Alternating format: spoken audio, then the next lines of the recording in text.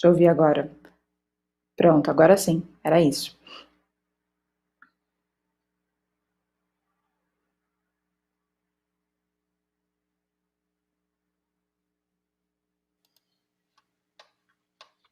Agora estão me ouvindo? Testando mais uma vez, tradução. Testando, tradução, teste. Tradução.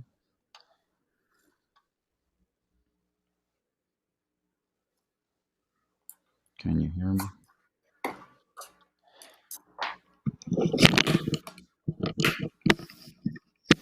Can you hear me? Translation.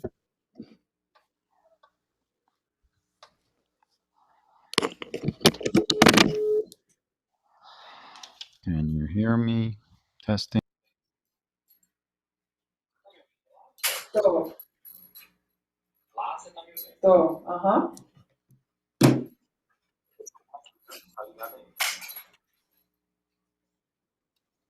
Okay, can you hear me? So we talked about the transmission. Let's see if we can get it working on YouTube, okay?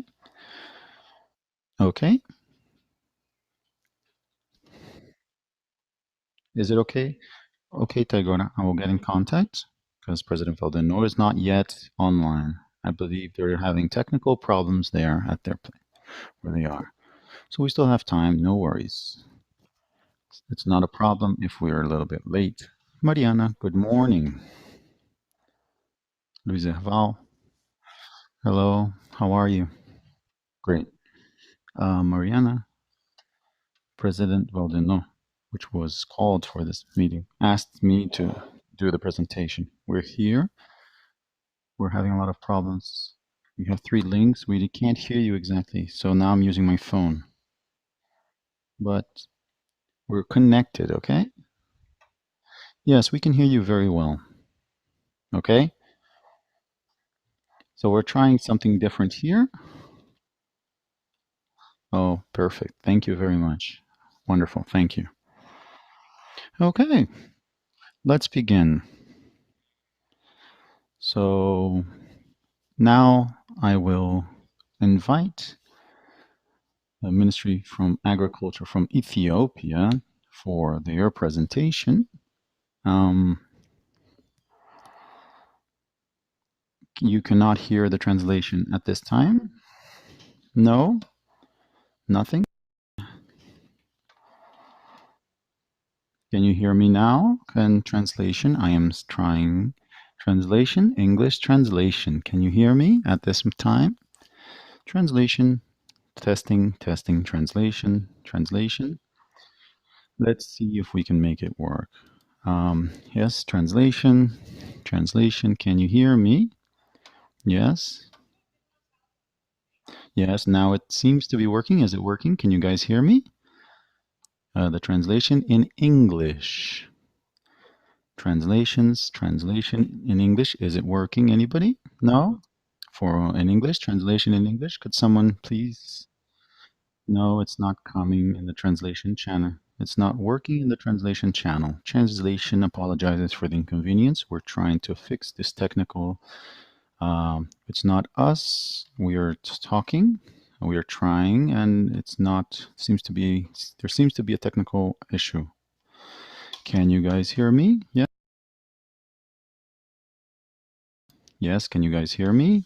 Testing, testing. Can you hear me? Yes, Testing, can you hear me? testing. Testing. Taiguara, você me ouve? Tradução. Can you hear me? Testing, Funciona, translation, né? Eu também estou ouvindo o João normalmente. Eu não sei se eles estão em outro link. Can you hear me now? Testing, translation, translation, testing. Hello, we're trying to solve this specific problem. Testing, can you hear me? If you can hear us, please let us know. Testing, This testing, Yananesh, can you hear me? Testing. Testing, translation, translation.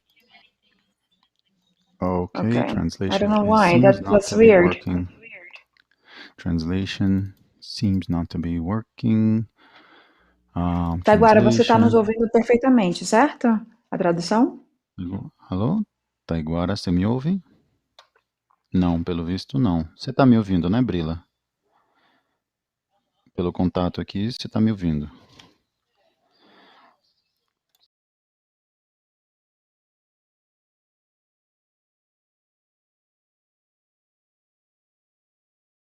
Podemos? Testando. 1, 2, 3, 4. Brila e João. Testando.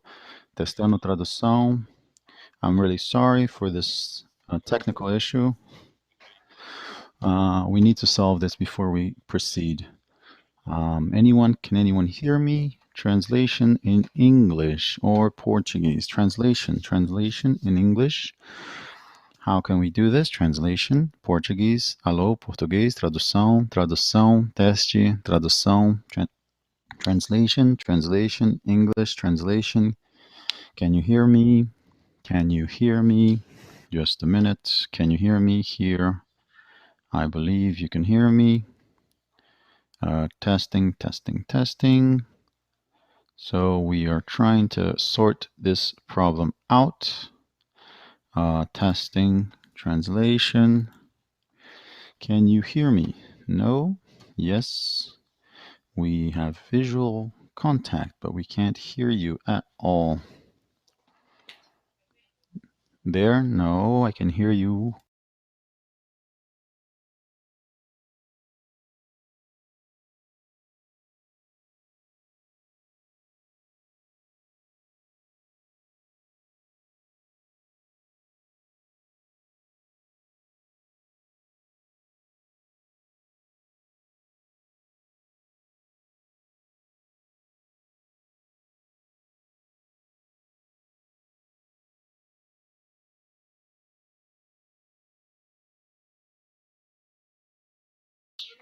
Hello? Can you hear me? Can you hear me there? Okay, you can hear me. Seems like we're having a few problems there. Can we hear me now? Yes.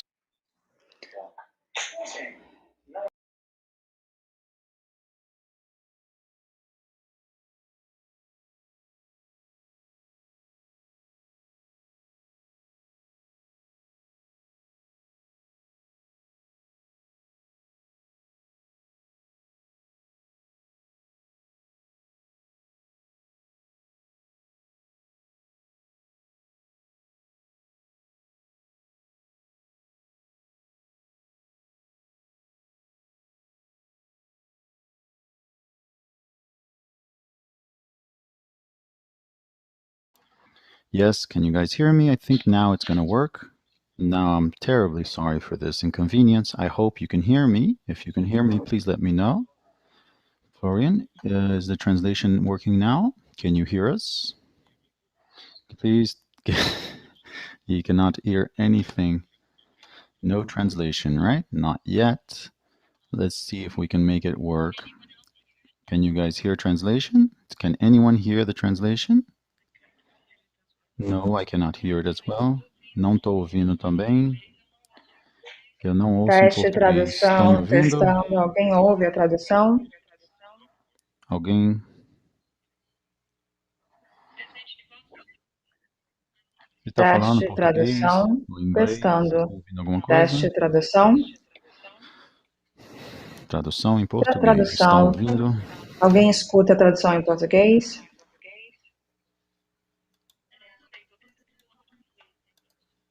Eu estou ouvindo o áudio original apenas.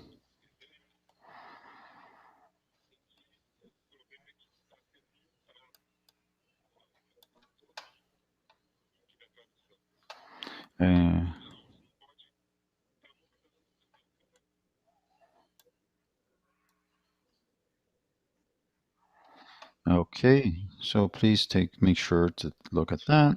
Can you hear me now? Translation. Testing. Shiloh, testing. Translation.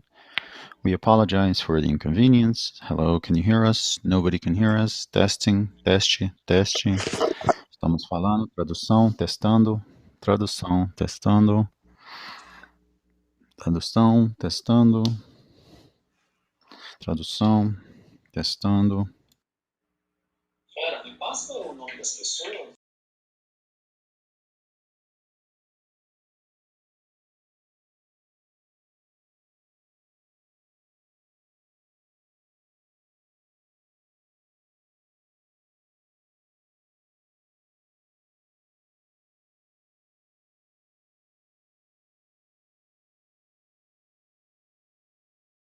Is it working? Is it working? Can you hear us? Yes? No, nothing. Nothing yet. Okay, there seems to be a small problem here. Translation apologizes. Technical. Hello? Hello, can you hear us? Can you hear us? Can you hear us?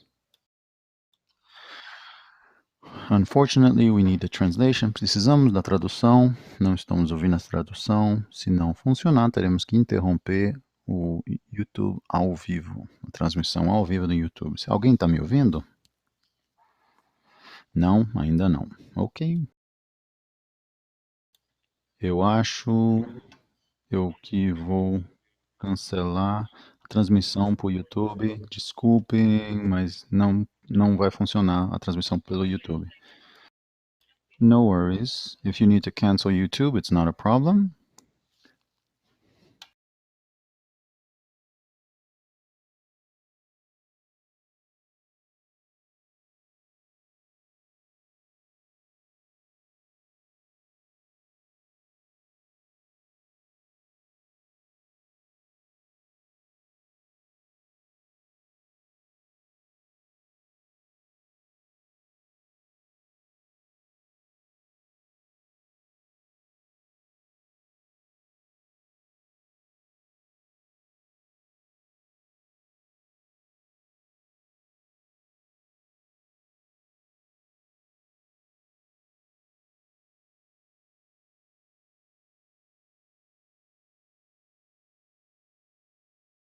Last chance, one more minute. Let's try one more time. We will begin with or without YouTube, okay? One more minute so we can start this. With or without YouTube, sorry.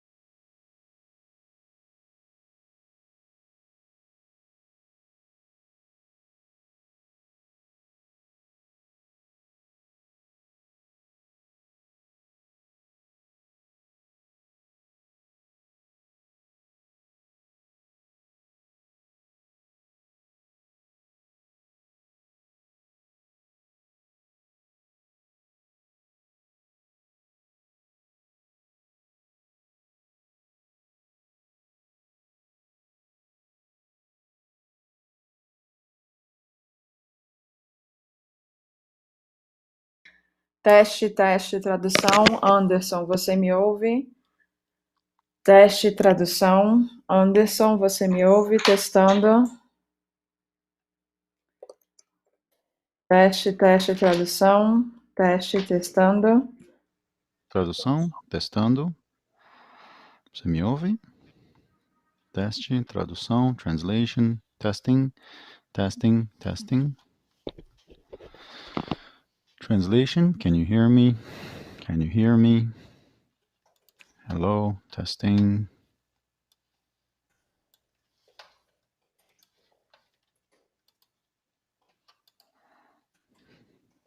Testing.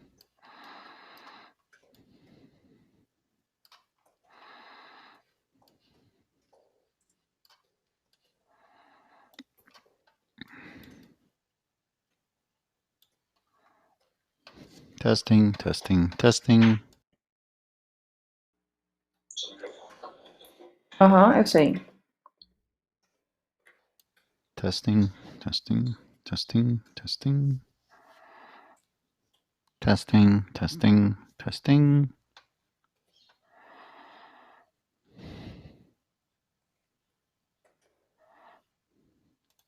Coitado do pessoal técnico, viu? Testing.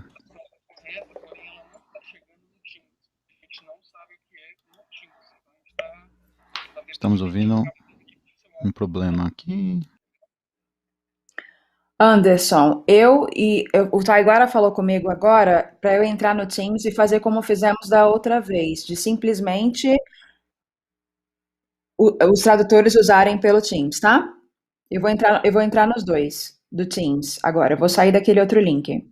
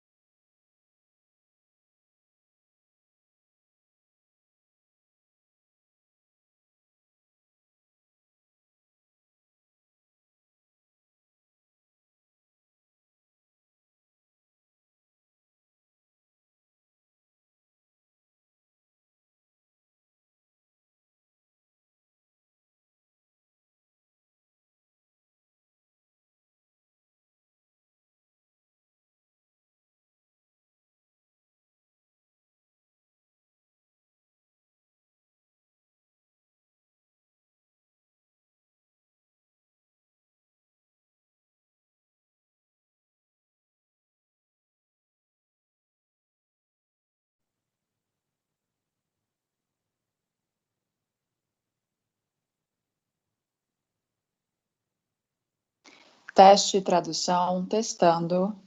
Teste, tradução, português, teste. Translation, testing, testing. Can you hear me? Can you hear the translation now? Yes, we can hear Testing. you now. Yes, we can hear you. Testing translation, is it working now? Yes, we hear you. Yes, we can hear you. Hello. Can you hear me? Okay, just make sure that in this room, in the translation room, everybody needs to be muted. Here we are just going to listen to the translation in both languages, okay? We are just going to speak in the main room, and this room here, the translation, please everybody keep your mics muted. Can you guys hear us? Anybody? Can you hear me, Prilla? Yes, Ron, but now I need you to mute yourself, okay?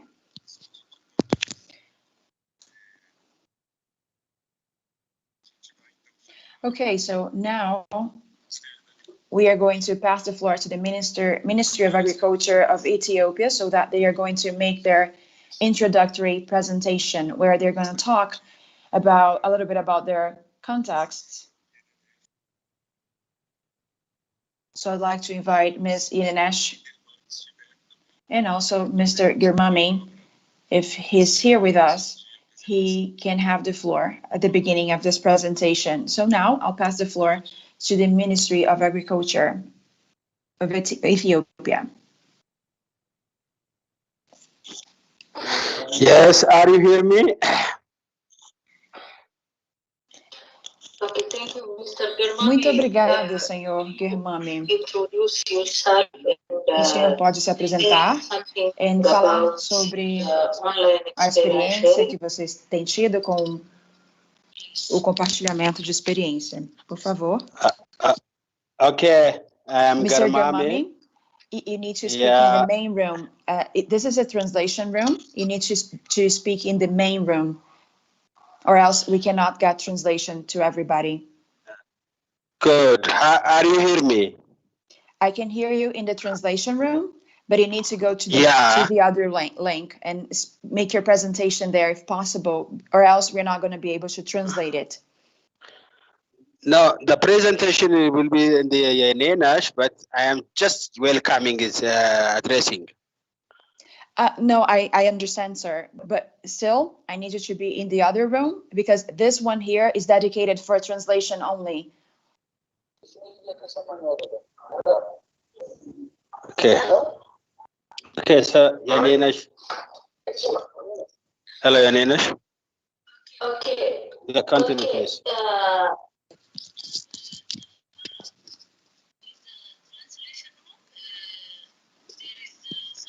Na sala de tradução, o senhor está...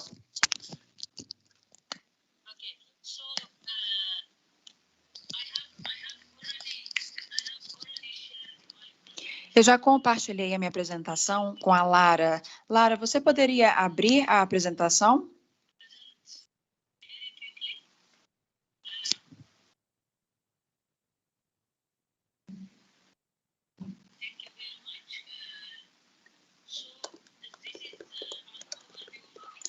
Bom, aqui temos apenas uma visão geral sobre a agricultura e a extensão agrícola na Etiópia.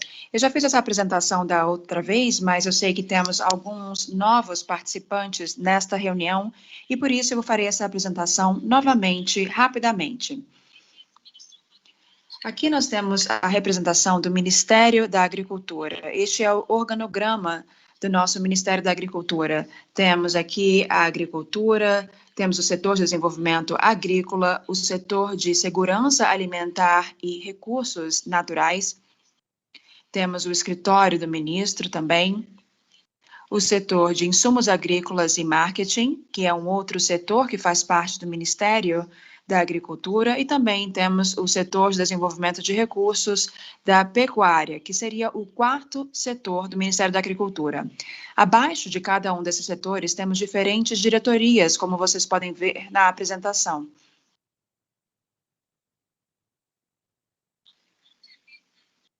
A agricultura é uma força motriz na Etiópia. Nós temos 10 estados regionais, nacionais, 2 conselhos administrativos na cidade, temos 85 zonas e 825 distritos, 16.785 quebeles. Quebeles significa o nível administrativo mais baixo. Nós temos 2 estações de safras principais, que são chamadas de Belg e Meher. Durante a temporada, a estação Belg, nós temos 10% de contribuição para a nossa safra e também temos a temporada Meher, que contribui com 90% da nossa safra.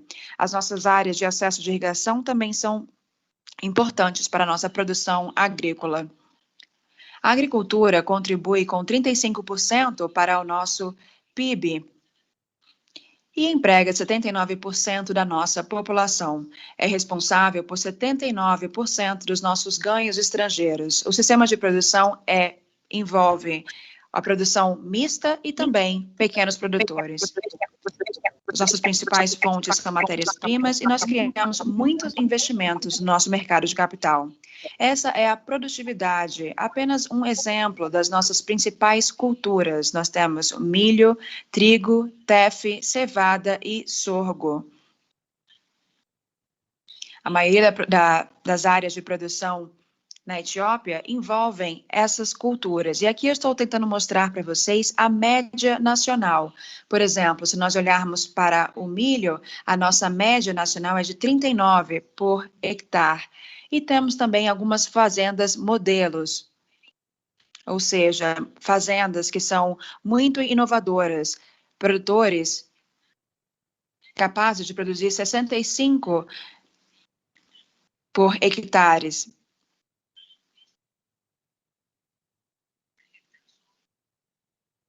Então, como vocês podem ver no nosso slide, nós temos uma lacuna entre os diferentes produtores e entre as diferentes culturas, e é isso que nós estamos tentando abordar.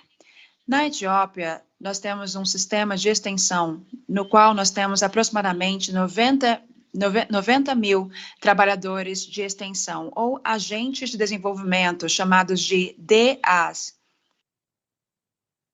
São agentes graduados de diferentes faculdades que nós temos na Etiópia voltadas para o serviço de extensão. Aqui vocês podem ver a foto dessas faculdades.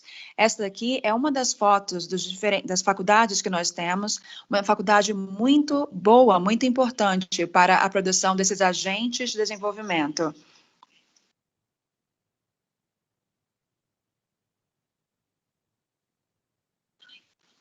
Posso continuar? Agora estou ouvindo o meu feedback aqui na sala, mais uma vez.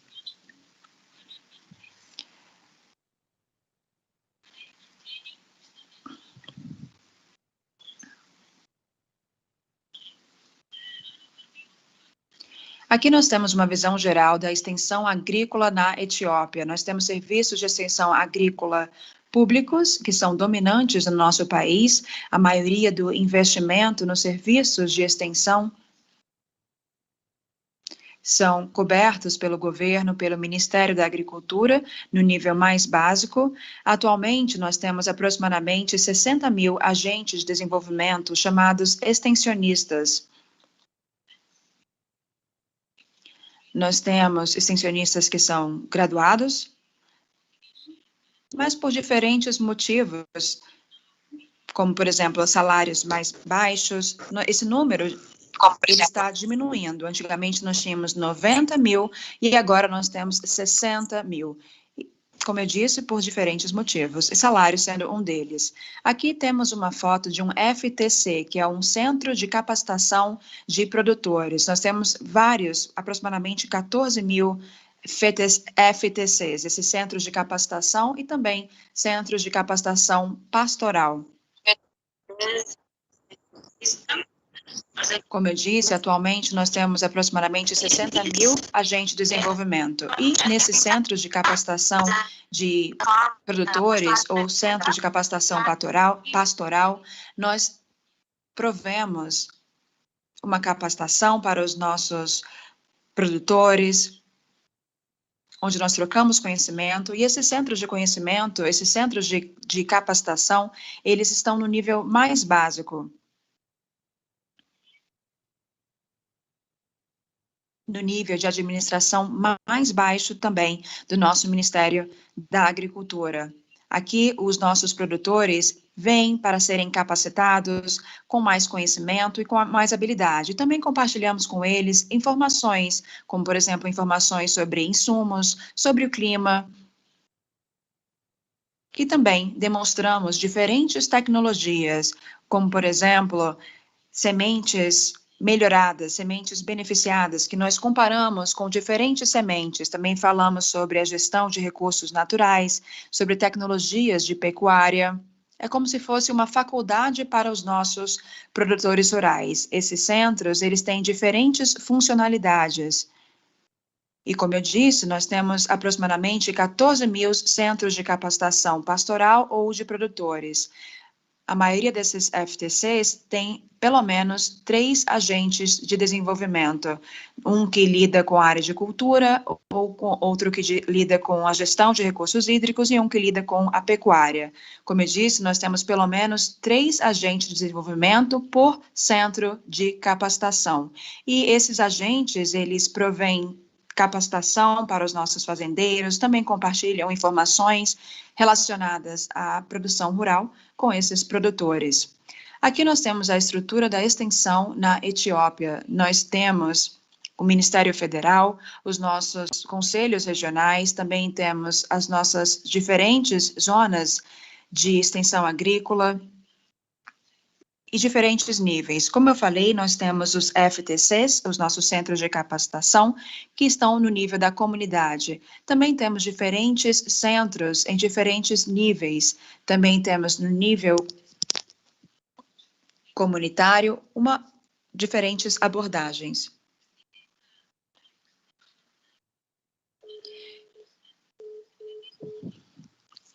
Essas são as nossas principais responsabilidades. Aqui nós temos a nossa diretoria de extensão federal.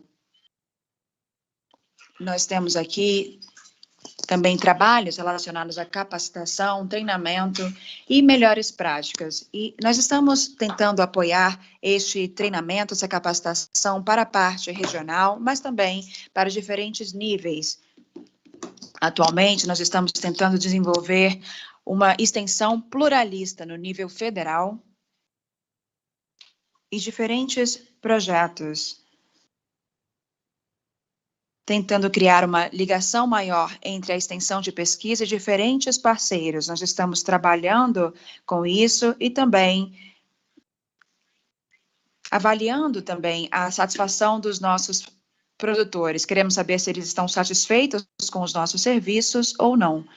Isso é muito importante para a gente. No nível regional, nós temos diferentes estratégias.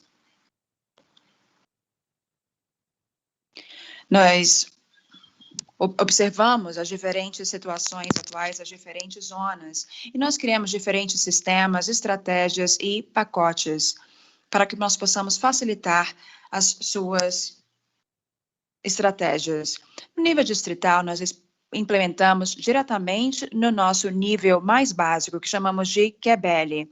Aqui nós temos diferentes conteúdos que são abordados e nós temos diferentes também profissionais que trabalham juntamente com os agentes de desenvolvimento, capacitando esses agentes de desenvolvimento e também apoiando os produtores rurais.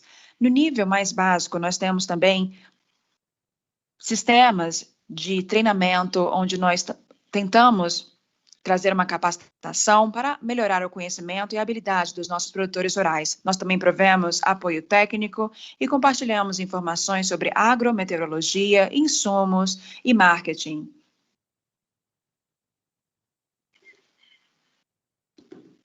Nós estamos utilizando diferentes métodos de abordagem de extensão. Nós temos uma capacitação, também uma demonstração dentro dos nossos programas de extensão. Estamos também utilizando diferentes métodos de extensão, como, por exemplo, métodos de extensão individual, extensão de família, serviços consultivos. Também temos métodos de extensão em grupo, onde nós treinamos diferentes produtores rurais. Nós também nos baseamos nos problemas específicos dos nossos produtores. Nós também compartilhamos diferentes conhecimentos. Dentro desses métodos de extensão em grupo, nós demonstramos as diferentes tecnologias para os nossos produtores rurais e também fazemos o compartilhamento de experiência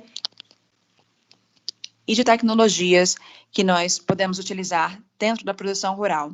Também temos métodos de comunicação em massa, como, por exemplo, rádio.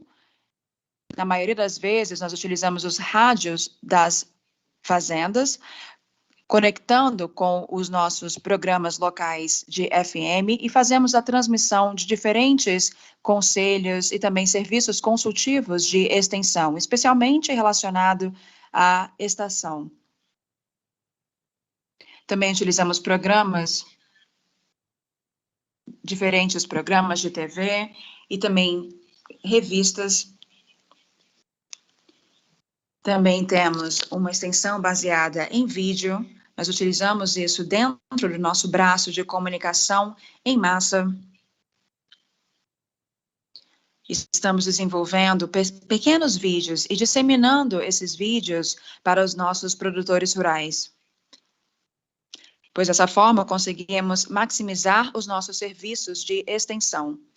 Também enviamos pequenas mensagens por celular e utilizamos também IVR, que seria uma resposta interativa, que também é um dos métodos que nós utilizamos com relação à comunicação em massa.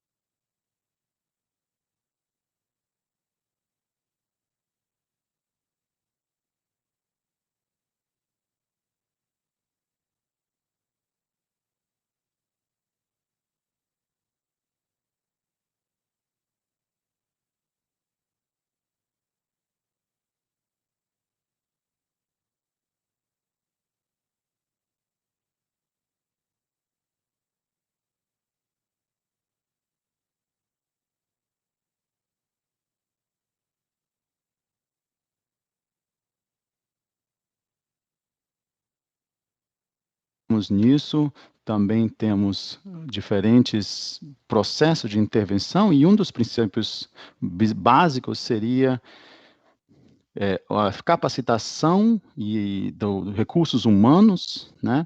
E também escalonamento de melhores práticas. Próximo slide, por favor.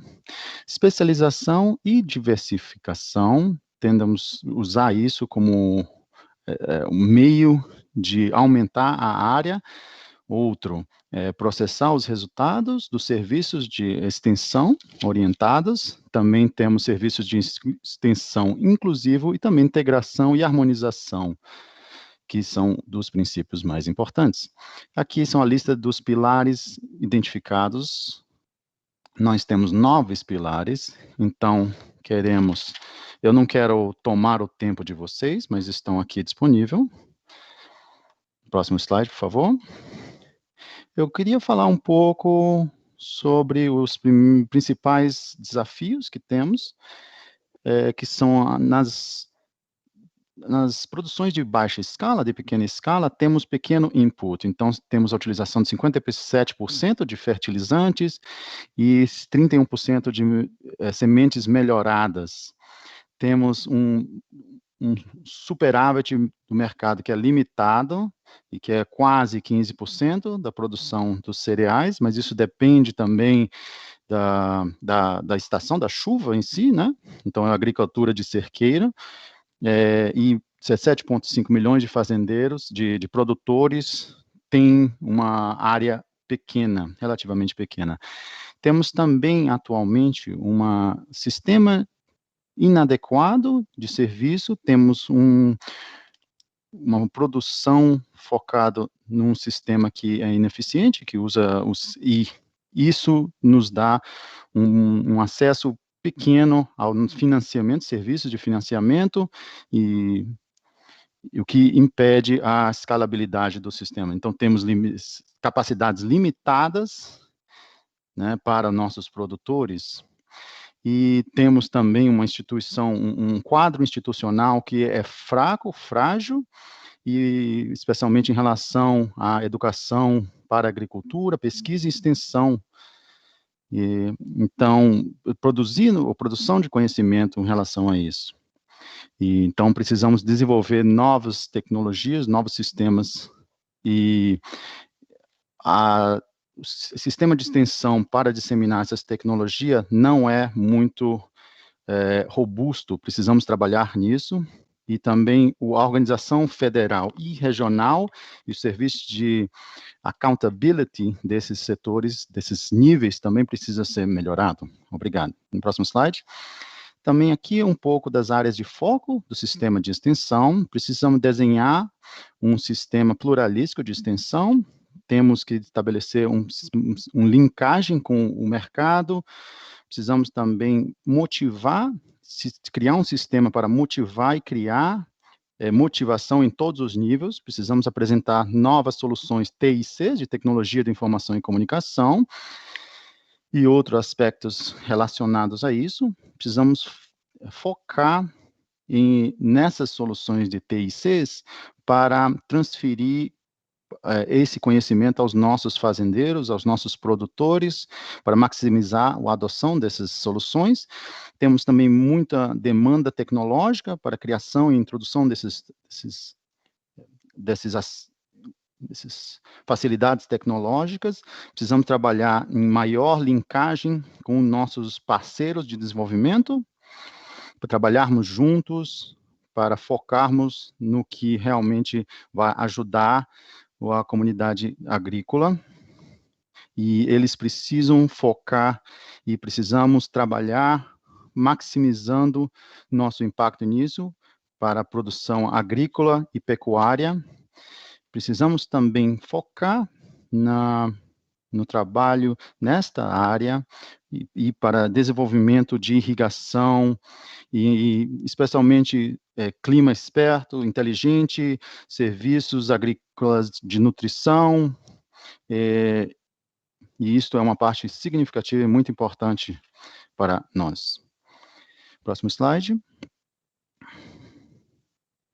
Aqui eu acho que é o último slide. Precisamos de uma experiência compartilhada com o Brasil, que vocês têm um serviço de extensão pluralista, tem que ter atores envolvidos, né? Temos que ter um processo de registração, de certificação para os nossos fornecedores, para os nossos prestadores de serviços. Precisamos também enrobustecer uma estrutura de governo. Qual tipo de estrutura vocês têm? Como os produtores rurais pagam por esses serviços de extensão e auxílio? É um pagamento independente ou é um serviço que é dado? Precisamos entender um pouco a modalidade de pagamento que vocês têm, quais são os mecanismos de financiamento e qual é o mecanismo de controle e padronização que vocês têm em vigor no Brasil. Também qual é a linkagem e a coordenação que vocês têm. Como podemos controlar em termos de qualidade e padronização? Como podemos ver o serviço de auxílio e assistência técnica com os diferentes atores ocorre no Brasil? Como vocês coordenam isso com os diferentes serviços para a extensão rural no Brasil? Como vocês estão fazendo o treinamento e as instituições, a capacitação em nível de capacitação individual de pessoas e capacitação e treinamento de forma institucional, como isso está ocorrendo no Brasil, e queremos aprender bastante sobre isso. Também tem um site, que eu acho que é o último slide aqui. Sim, isso, é o último slide. Muito obrigado. Se vocês tiverem algum comentário, alguma questão, alguma pergunta, aqui está nosso time, aqui, Mr. Germani, Camille. Está tendo um feedback na tradução, peço desculpas. E podemos todos ajudá-los com isso, se houver alguma dúvida, Eu gostaria de falar sobre o slide? Sim? Posso falar? Sim. Está tendo um feedback muito forte no áudio do senhor. Está incompreensível. A tradução pede desculpa, está incompreensível, ele está com loop.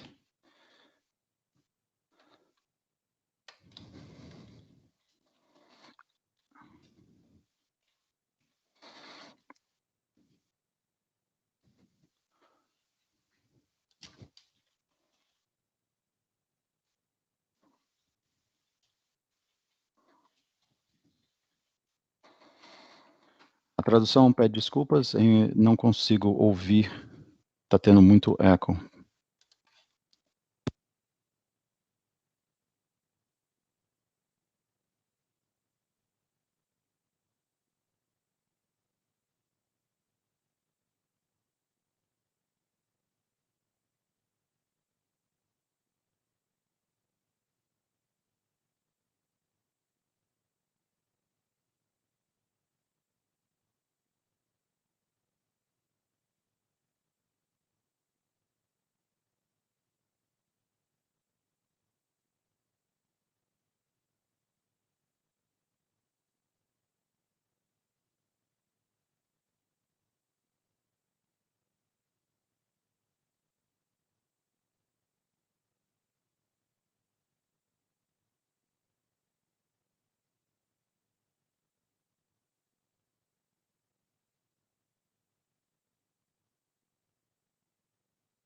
Muito obrigado.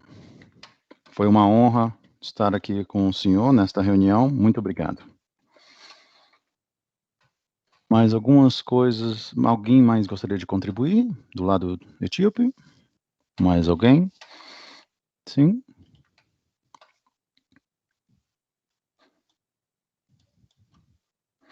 Não? Então, Ótimo. So now let's speak Portuguese. So anyone else? Does anyone in Portuguese have any questions to Mr. Yanesh, Mr. Germani? Anyone? Nobody has any questions for them? Yes, great. So that was a good panorama. We had a very good understanding of how things work. Thank you, Ms. Yananesh, for your contribution. Now, let's listen. Let's go to another continent. Let's come to Brazil. So I would call forward to speak Mr. Nivaldo Magalhães. He's the president of Asbraer for his presentation. So I will control the time here, so please feel free to start. Thank you very much. Good morning, everyone. It's wonderful to be here. It's wonderful to participate in this process. I thank this invitation. I would like to thank the Ministry of Ethiopia, of Agriculture of Ethiopia, and I was very impressed with many things. The numbers you have said, that's very good numbers. But in the end, unfortunately, yeah, we had technical issues here. And you presented your difficulties, right? So we understand that. So we're going to talk about two different moments. We're going to present, first of all, a slide where a video, which our director, Mariana, which will present, and then I'll quickly comment, and I'm here to answer any questions that you might have. Mariana, if you would please.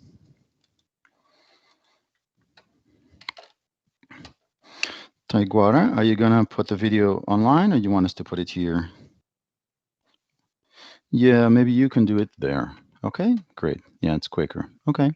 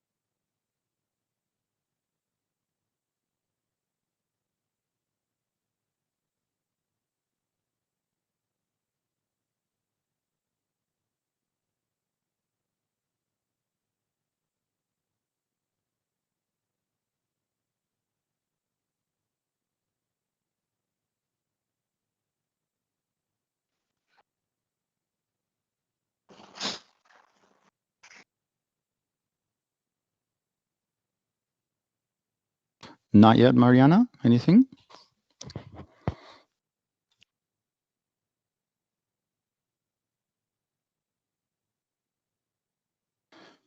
We're just waiting because they're going to play a video.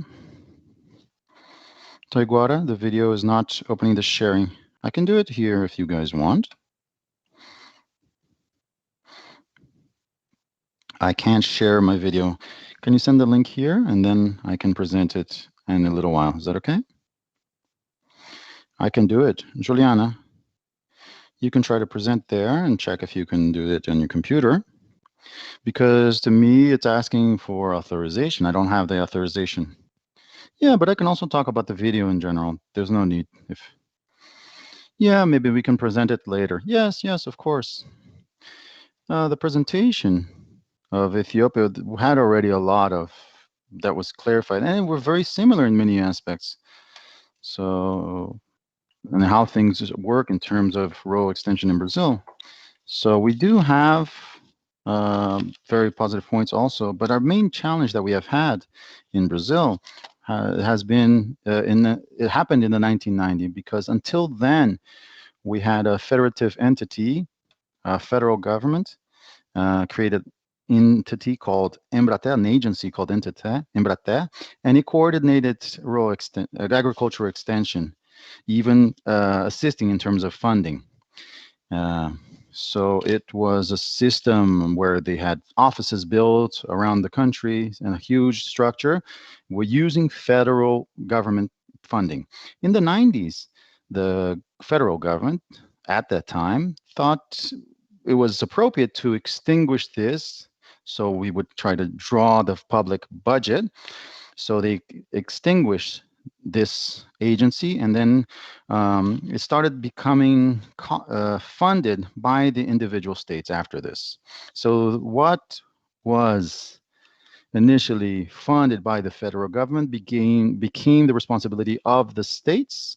Here in Brazil, we have 27 states and the federal districts, and we began to have 95% of the cost of extension services funded by each individual state. Only 5% of the states have the participation of the federal government and of the municipalities. So the states that they pay for the salaries, they pay the units, they pay the offices, they pay the infrastructure and technical assistance. With the end of this entity and with the participation of the states in the funding of the extension services, we began to go through a process of extension of these entities in the states. So we started having fusions. We started having one only extension service, and it started becoming part of technical assistance sector. So there is a positive aspect for this, because some states where the company does the research themselves, extension services and the research and the rural funding. So all three aspects are done by the same entity, the same agency. So in one sense, that's appropriate. We do in our service, we work with all the production chain. So we go from the plant, going through the whole process, the educational process, until the commercialization of the product.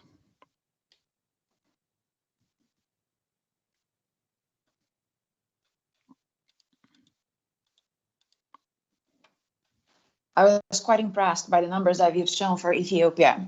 You had 90,000 and then you went down to 60,000. In Brazil, we have over 220 million inhabitants in 27 states.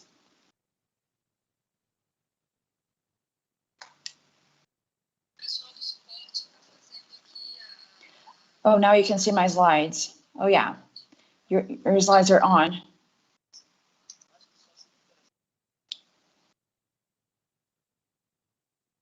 Let me explain first, or else we're going to have both of them and it's going to be distracting. Okay, let's keep going.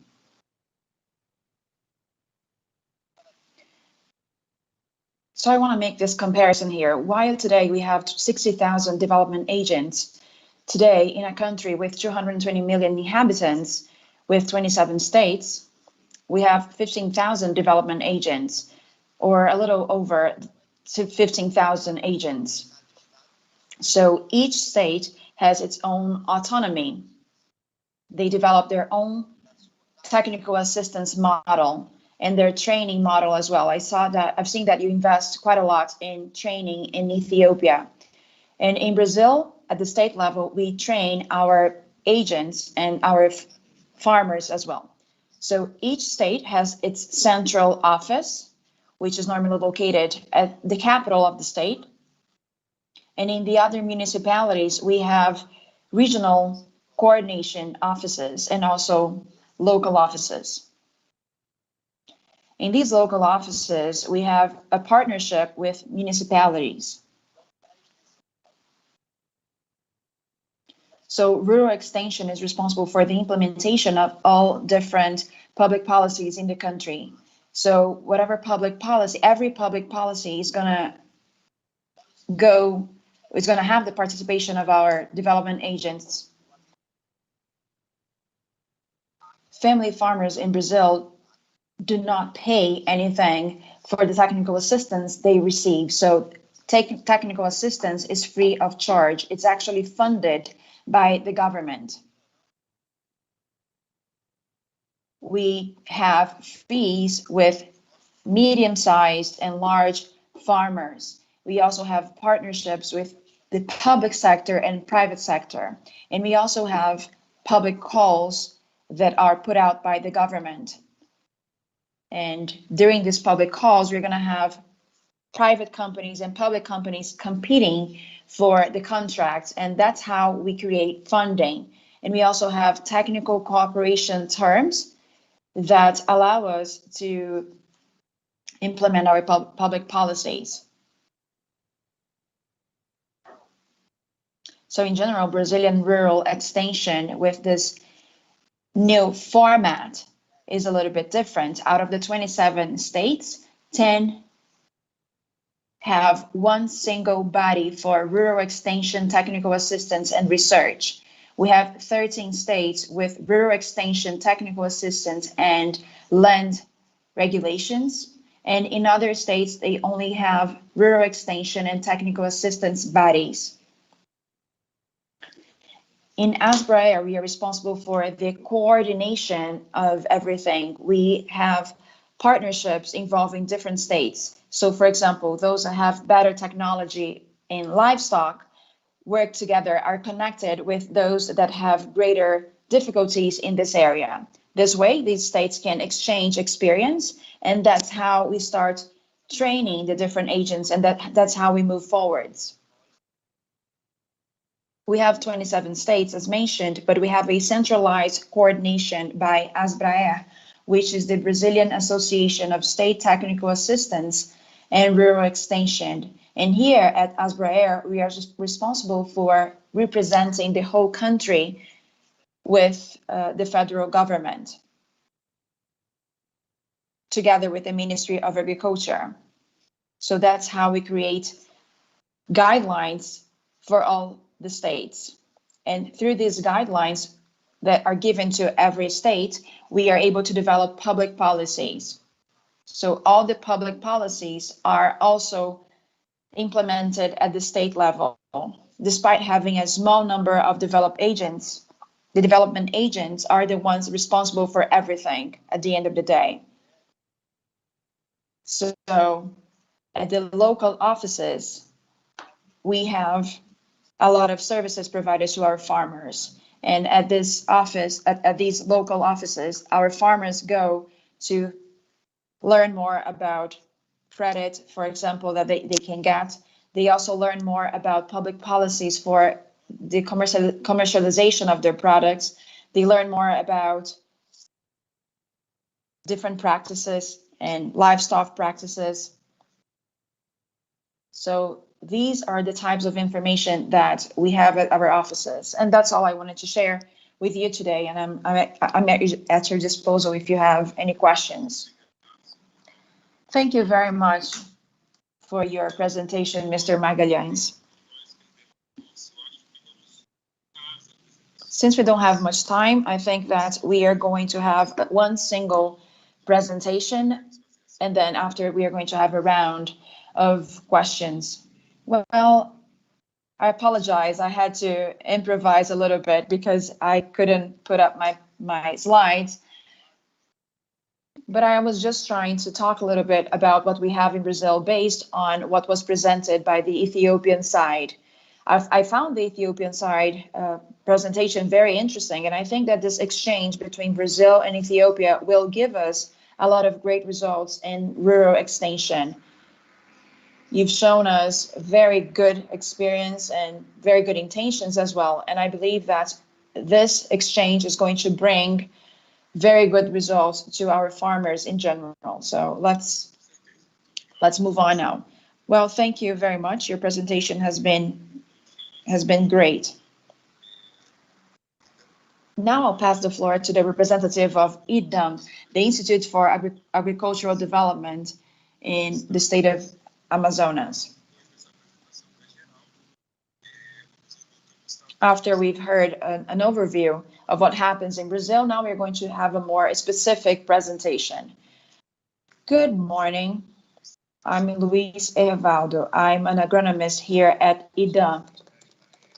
I'd like to greet the president of Asbraer, Mr. Magalhães, all the participants, especially the representatives of Ethiopia and the Ministry of Agriculture. I'm very pleased to be here participating in this video conference. Thank you very much for the invitation.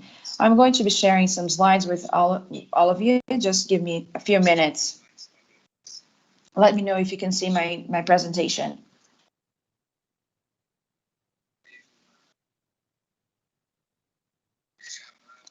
Unfortunately, President Valdenor could not be here today. He had to be in a meeting with the governor. So unfortunately, he's not going to be here, and I'm here representing him.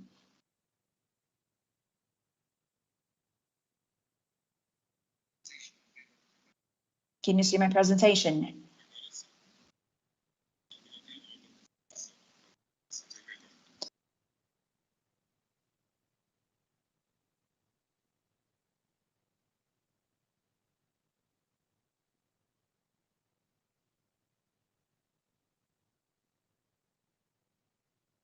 Currently, the rural extension enterprise that we have here in the state of Amazonas is called IDAM. It all started in December 1966. So this year is going to be our 51st anniversary. Actually, 55th anniversary of our extension services here in the state of Amazonas. As President Nivaldo mentioned, in 1977, we had the creation of Empaer, which was a national agency with a lot of funds that were allocated to the different states. In the 90s, this all changed. And in 1996, we created IDAM. And now we have been around for 25 years. At the time, we decided to create an autonomous agency. In some companies, in some states, we have companies. In other states, we have departments or we have production secretariats. But here in the state of Amazonas, we have an autonomous government agency. It is autonomous when it comes to the administrative, financial, and technical areas.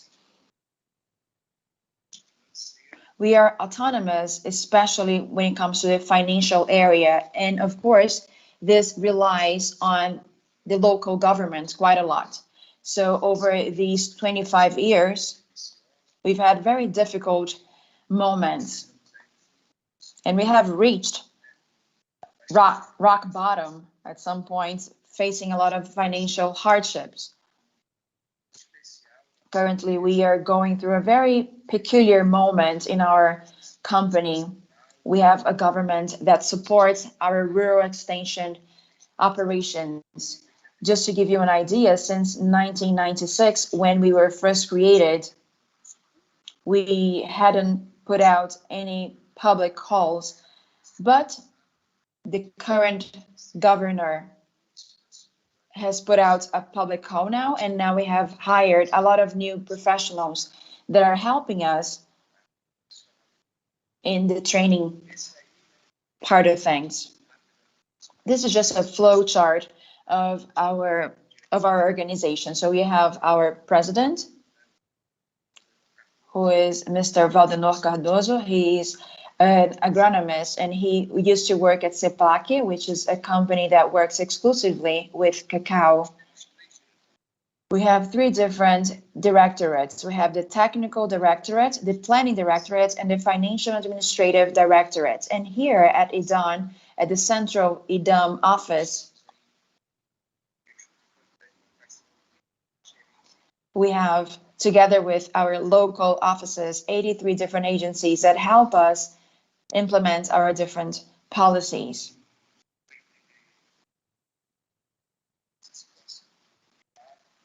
This is just an overview of our situation in our states currently. We are the largest Brazilian state when it comes to area. We have 1,500,000 and 570,000 square kilometers. If we compare it to some countries, we rank first. We have a very large area, as mentioned before. And of course, that when it comes to rural extension, this also presents a major challenge.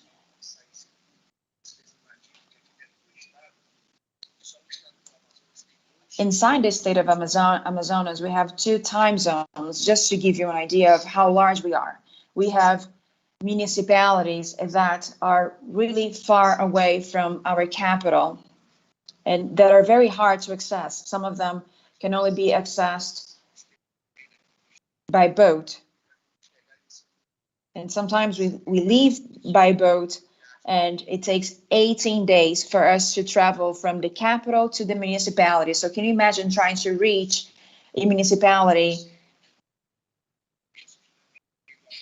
taking 18 days for us to get there? Rural extension becomes very expensive then.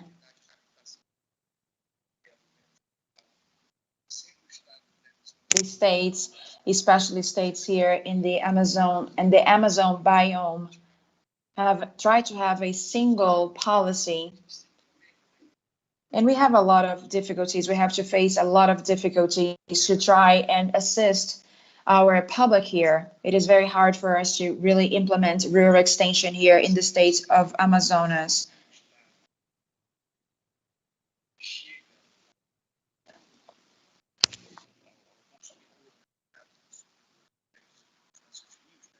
We have a lot of rivers in our region, and they play a very important role when it comes to the circulation of our products.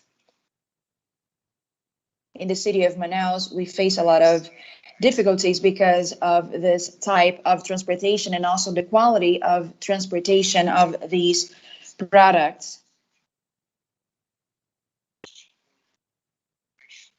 So with the rains, we have a lot of things that make things more difficult, especially the rainfalls. The average precipitation is between 2,300 to 3,000 millimeters, depending on the municipality of what we're talking about. And those vicinal roads are very difficult to be upkept. Access is extremely difficult, which makes it very expensive for our small farmers to actually use these and to use this mode of transportation for to take their products to the markets. So of course this also has an impact for children that have children in schools, taking them to schools.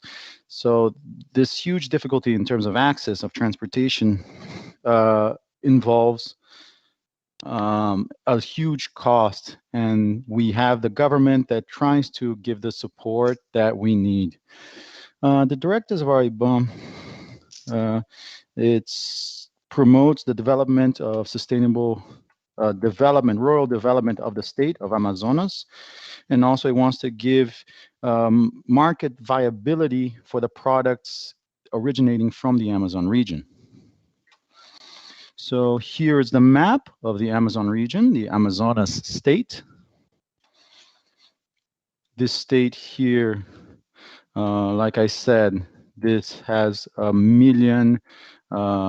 a million square kilometers in terms of rural work. We work with here in the state of here close to Manaus. Here is where we have the most of the population is concentrated, and they work with indigenous populations. We also have 2 distinct areas of production, which are the firm lands and other lands. These are where they have very fertile lands, and these basically these floodplain areas are used and are extremely fertile, but the plain land, the solid land, is not very fertile. So you need to increase and improve the soil through research and investment in the land with technical, and especially here our Institute for Technical Research in Amazonia, we work hard on this technical viability of these lands. But in terms specifically speaking, these questions related to public policies, the terms of commercialization, we do have other problems that agencies that do these actions. Though we have this huge humongous land. It's part of 62 different municipalities, but in 4 of these municipalities we have 2 offices because of the importance of a specific area and specific communities that they have, the importance they have. So some regions we have 2 offices. Of course, we want to open more offices, but as a result of issues related to the number of workers and staff that we have at this moment, this has been impossible. So to open these other offices, regional offices in the state of Amazonas. Here in the south of the state, where we have the municipality of Bacuí, Manicoré, Boca do Lacre, here in the south of the Vila Extrema, it's very agricultural. Agriculture is very important. So this is where this is what we're talking about when we talk about the falling of tree and deforestation. So our main crop for consumption for the population itself is wheat, which is made from manioc, açaí, which every year we've been increasing the production in the state. And the culture, we also, bananas, plantains, which has been increasing. And we also have been increasing artisanal fisheries. And this is products that everybody wants, everybody consumes.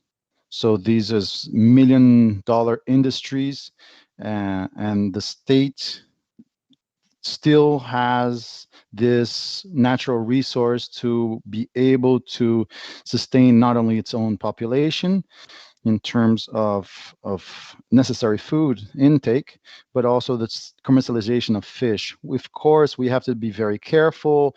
We've been trying to do a lot of training in terms of management so that the quantity of fish does not dwindle over time and reduce over time. So we understand that how much we need to do in order to preserve our production. Currently, we are 545 DAs, development agents or extensionists. This is the result.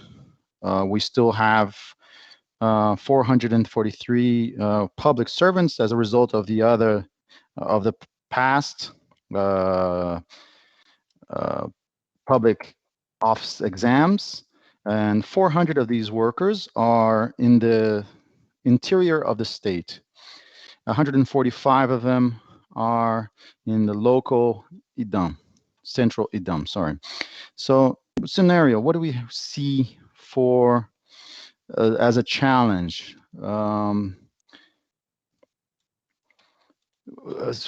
We've been facing this currently. It's mostly related to communication.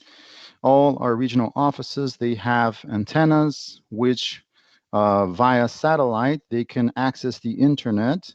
But at this time, from December to May, it's our rainy season in the state of in the Amazonas, and we have huge problems. But meetings and public hearings, we've been having a lot of problems with them because 100% of these local units have visualizing this. Imagine doing this across all these different municipalities. Imagine taking this communication to the farmers. So it's really very challenging. In the short run, it's very challenging to solve this problem. So these are our issues related to the poverty also. We have over 4,000, that population of 4,000, who unfortunately 47% of this were below the line of poverty. I believe that this is our structure that we have had. We do have structures to reduce this value. We could improve things with technology, the use of technology, with and we have found many different solutions for this to increase productivity and solve this problem. So the training of our producers, our farmers, showing the importance of biodiverse, especially in this biodiverse environment, is very challenging. And we want to more and more to have our family farmers serviced by our agency. This is what I had to say in the name of our president, Valdenor Pontes. I thank you very much for this wonderful and very important meeting. Good morning. Thank you very much. Good morning, everyone. Good afternoon, everyone. So thank you, Demeval, for your presentation. It was fantastic from the great state of Amazonia. A huge hug, salute from us. You have been a wonderful partner for us. But before we go to our next presentation from Dona Vanya, we do have a video now. Okay, that Rivaldo mentioned in the beginning. It's ready to go and it's ready to be presented. So I would ask people from the technical team to please project the video so that we can watch it. Thank you. Do you know what Empaer is? These are state technical assistance rural extension. They aid the medium and small farmers to improve their productivity. Together with technical development and to strengthen the production of our country.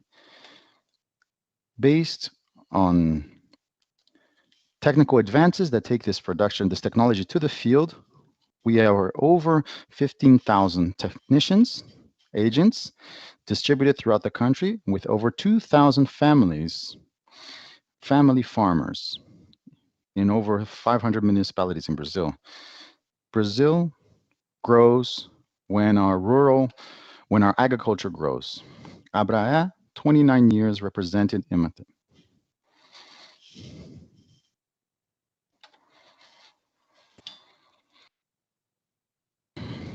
Thank you very much. Let's go to our next presentation and then we'll go to our Q&A session. To go our program here, I'm hearing echo. Sorry, there's an echo. Let's listen to Ms. Vanya that will speak from the IBA, Paraná. You're on mute.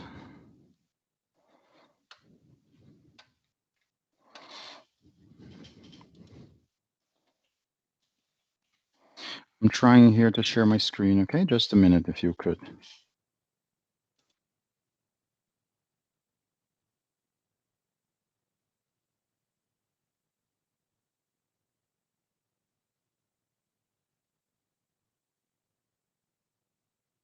Yes, can you hear me? I'm sorry, the quality is very bad. Just a minute, please.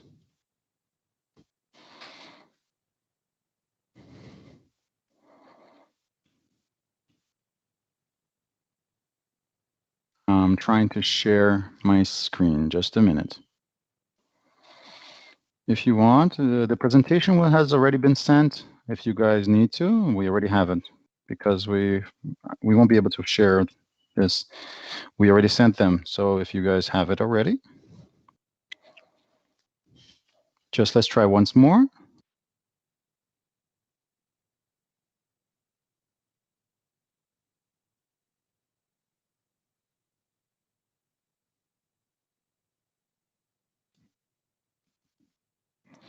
Let me see, just a minute.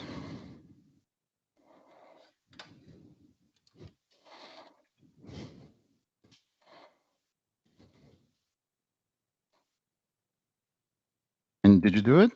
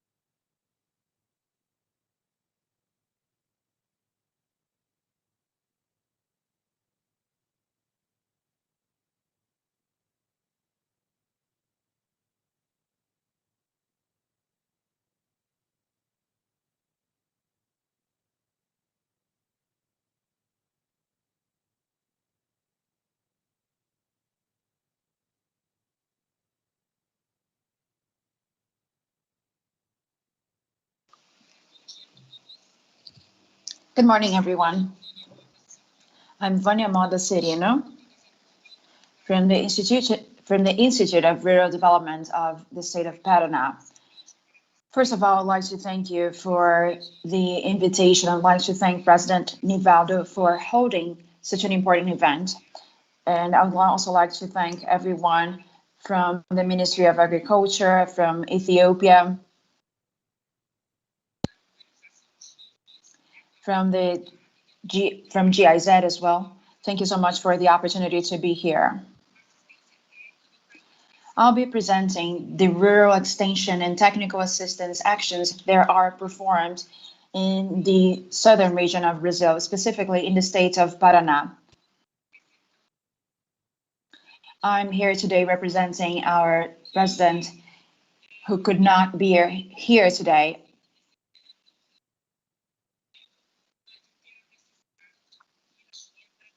Unfortunately, he had other commitments.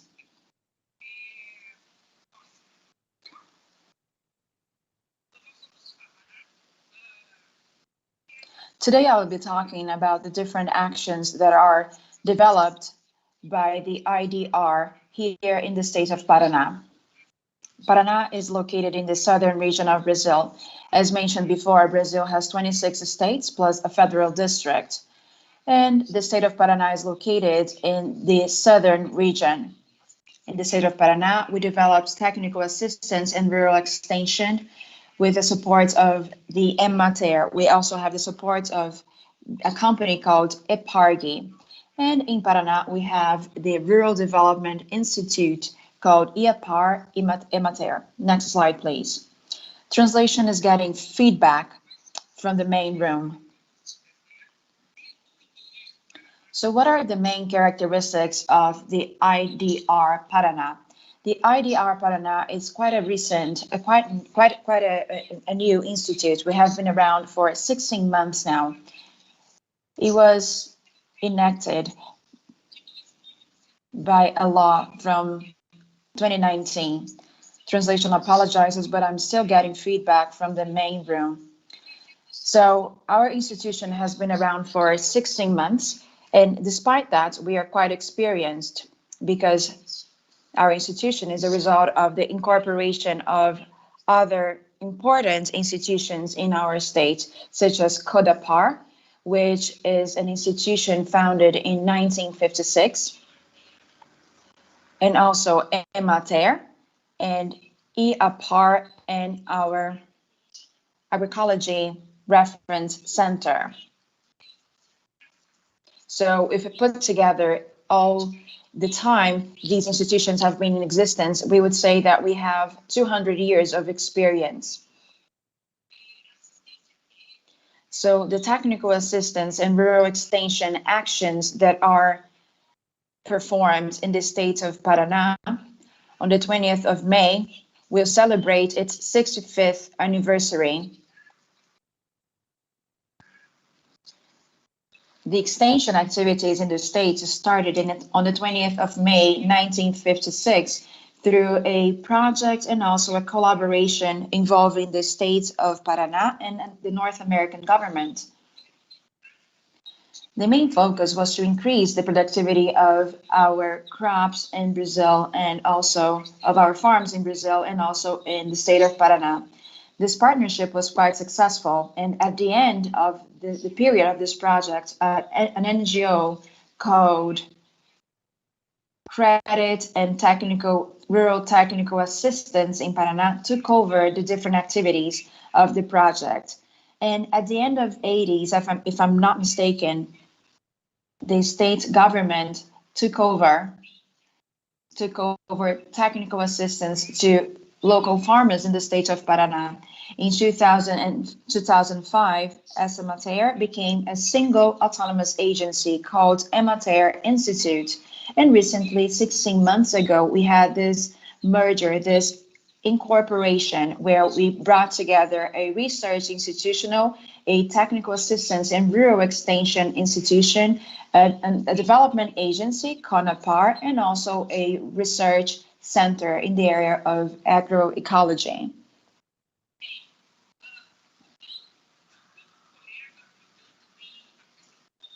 As our colleague from Idan also presented, IDR Paraná is also a public autonomous agency, and one of our main guidelines is to promote the development, rural development, which is sustainable. And the idea is to develop new activities and also new technologies. One of our main objectives is to transfer these technologies and this knowledge to the productive sector, and also to train our different technicians and farmers. We specialize in livestock research, agriculture research, public rural extension, agroecology, and also in giving support, classifying different products that come from the main supply chain in the state, with the aim of exporting these products. Next slide, please.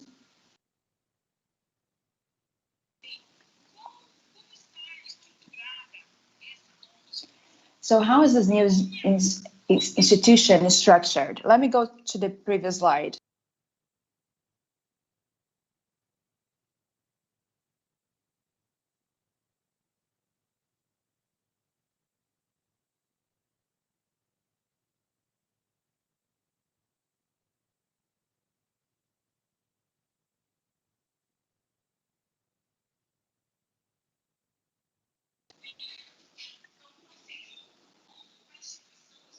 Okay, so now we're going to talk about the structure of the institution. So today we have one president, who is the main director, and we have 5 different directorates.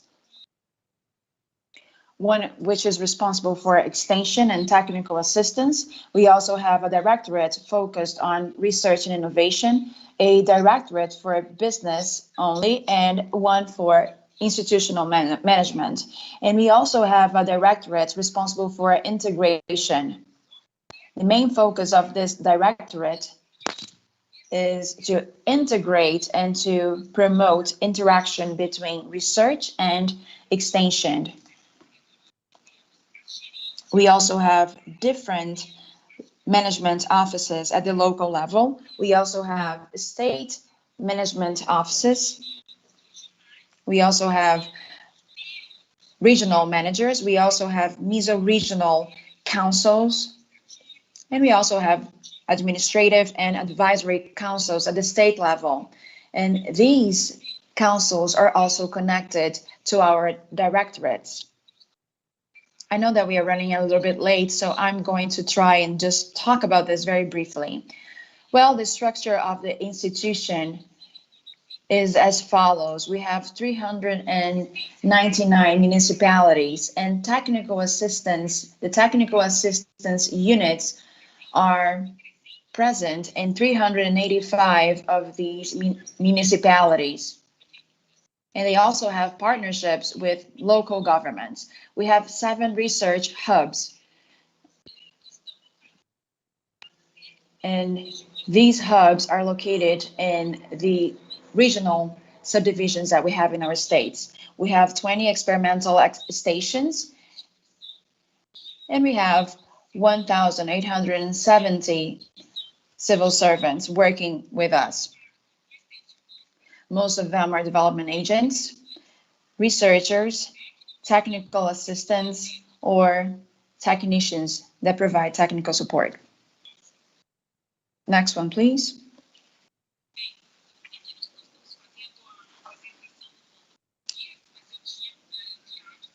I also sent my presentation in English. So what are the characteristics of agriculture in the state of Paraná? So in the state of Paraná, we have 2 very specific climates. We have subtropical climate, and we also have a temperate climate, which is represented in dark green here.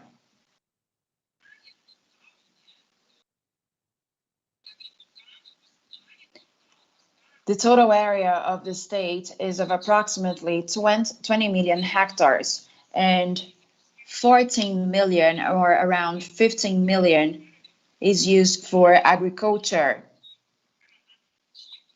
The cultivated area in the state of Paraná represents 2.3% of the national territory. Paraná is the second largest grain producer in Brazil, with around 40 million tons of grains being produced annually. And how are these areas distributed in our state? Around 60% is dedicated to crops, 4% to pastures, 3% native vegetation, 1% planted forests, and 0.5% is used for other activities.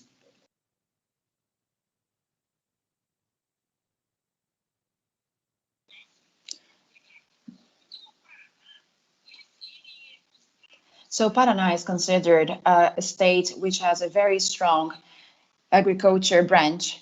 It is the largest producer of animal protein in the country. As I mentioned before, it's the second largest grain producer in the country. For the 2021 season, we are talking about 42 million tons of grains produced. We are also the first producer of wheat, contributing to 57% of Brazilian production in this area. Is the largest producer, is the second largest producer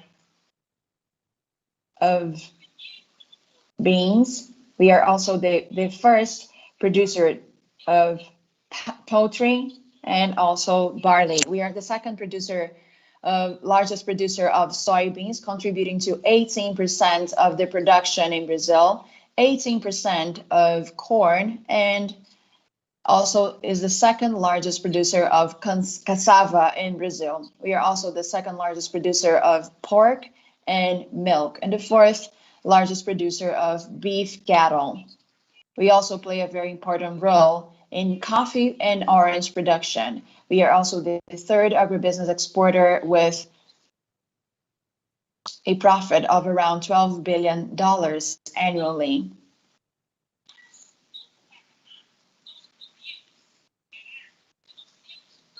In Paraná, we have actually two different agricultural realities. On this slide, we have two different situations. One that is represented by medium and large producers. So these farmers are normally located in developed regions, in more developed regions. So the agriculture, therefore, is also more developed, with higher productivity, and also medium and large producers, as I mentioned before, which are leaders when it comes to exports.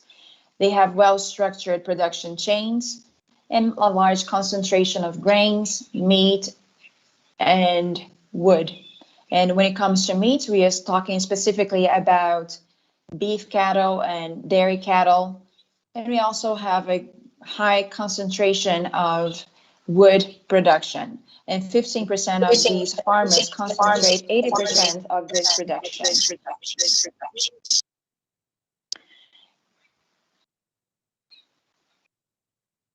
But when it comes to the second reality, we are talking about vulnerable populations. We are talking about low human development index, and municipalities losing population constantly. So as you can see, we have very different realities here. In this more vulnerable situation, we have low productivity and opportunities are not as vast as we have in the other situation. And 80% account for 15% of the gross value, the gross production in the state. Next slide, please. So the actions focusing on Paraná are concentrated in the extension and technical assistance, and in public policies, development of public policies. Like Nivaldo mentioned, and our colleague and the other colleagues from Ethiopia, our actions are centered around mainly strengthening agriculture for families, but not only for family farms, but we have huge challenges ahead of us for our medium and large producers, which are referred to specifically to natural resources. So the actions that are focused on natural resources, like proper soil management or the use of direct plantations or the management of direct plantation with good quality, the use of coverage planting, the issues of permeability of soil to stop infiltration, to help infiltration and avoid erosions, the protection of sources of water and water sources are huge challenges, not only for our small, but medium and large farms. So they also are connected to the management of disease and pests. For instance, the more suitable use of pesticides, how do we manage integrated management of diseases and integrated management of pesticides. These are challenges that refer to the research, but this affects not only the small, but the medium and the large farmers.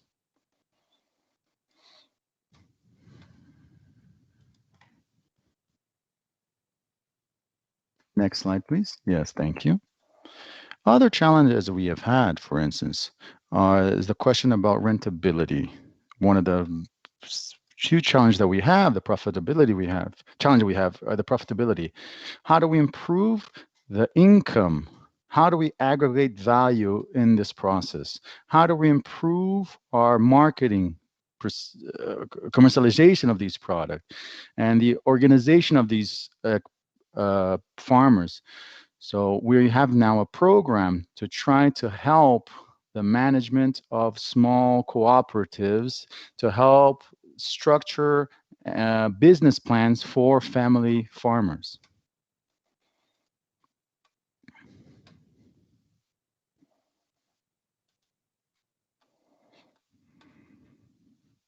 So all these actions in Paraná are aligned, linked to our SEAGRI, which is a PAF, our national fiscalization agency in the state of development, and is responsible for all this thing related to fiscalization and inspection, EBR. So these SEAGRI, so these are connected to the state, the agricultural side of Paraná, and all of these guidelines are connected to SEAGRI's guidelines and involving competitiveness and income, productive inclusion of agricultural family, food safety, and quality of life.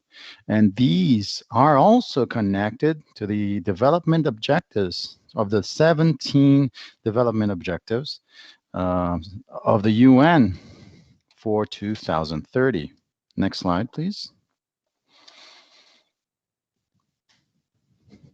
So what are the main programs in the state level that are done by our extension service in the state? So first, we have the PRONAF, which are subsidized rural credit. We have the Farmers Bank in Paraná, which have interest equalization. We have soil conservation and management programs. We have rural roads program. We also have irrigation and drainage programs. So they have all the tools and incomes and the assets they need for that. We also support cooperativism and renewable energy.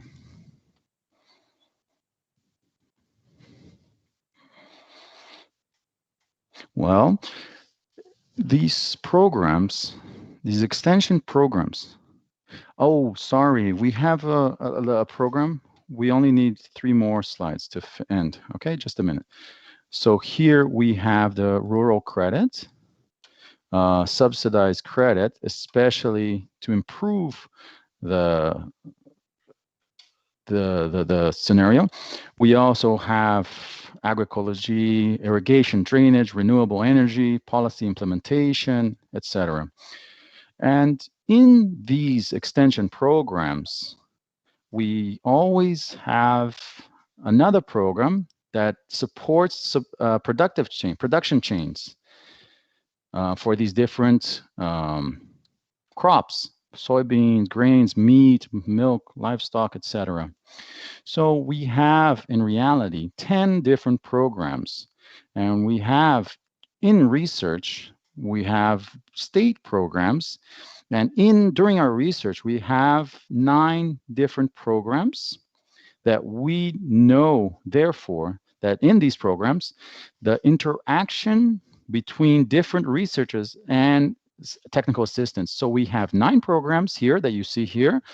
Dairy cattle, oliculture, beef cattle, integrated agriculture production system, coffee, national resources, fruiticulture, grains, soybeans, corn, agroecology. Here we have actions for extension and research. And in these 9 programs that are here, the part of the extension, we have 2 coordinators, one for extension and the other. So in terms of knowledge, of technology for the productive sector is done via the extension. Next slide, please. And in this different programs, these 9 different programs, we can see that we have that if we have a natural resource program, for instance, has the most number of projects, 20 here. Innovation also has a reasonable number of projects, and PPC here also has a large number. So it's for meat cattle, beef cattle. So next slide, please. And I'm almost done. Okay, so next.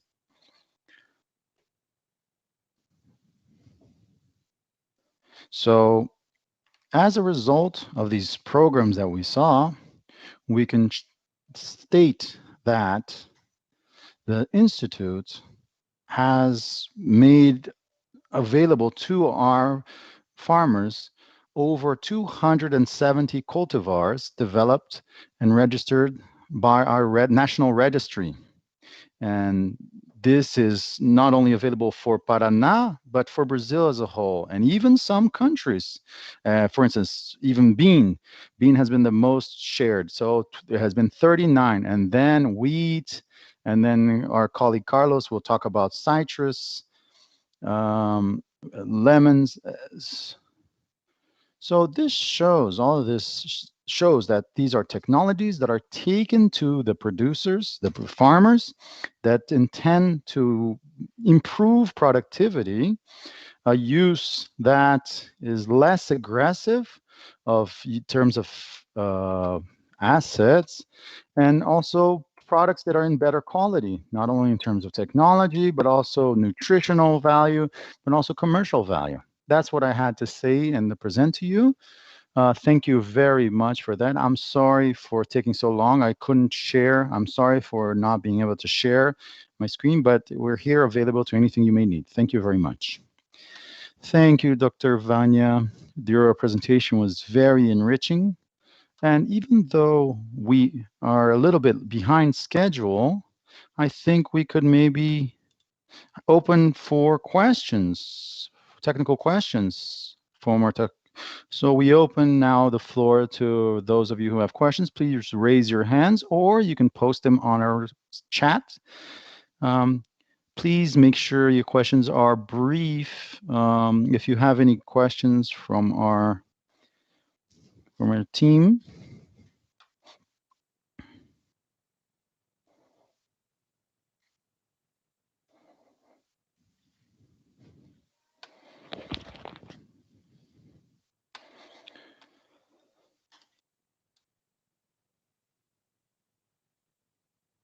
Does anyone have any questions?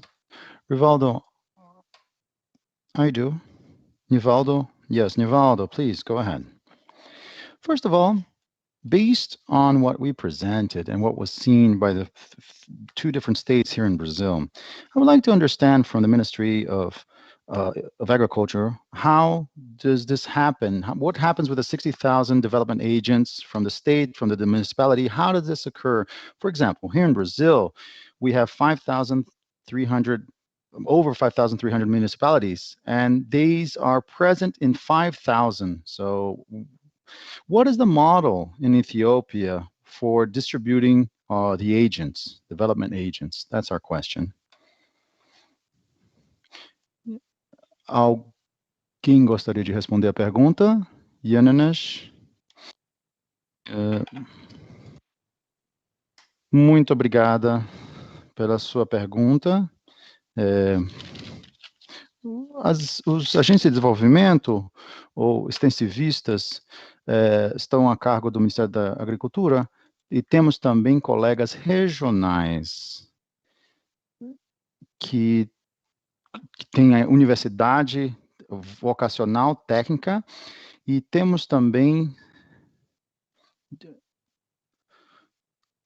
várias universidades técnicas, então eles são treinados por região e também em nível federal, e as regiões pegam esses agentes especialistas, extensivistas, para dar apoio aos nossos produtores rurais, e o treinamento ou trabalhos de capacitação é dado pelo Ministério da Agricultura e também pelas entidades regionais relacionadas à agricultura.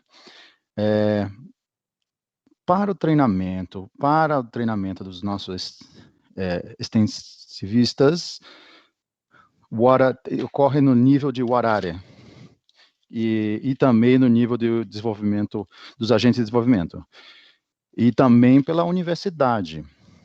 E eles participam nessas universidades regionais e depois desse treinamento eles podem se locomover, ir para as áreas que foram selecionadas para o treinamento, e eles dão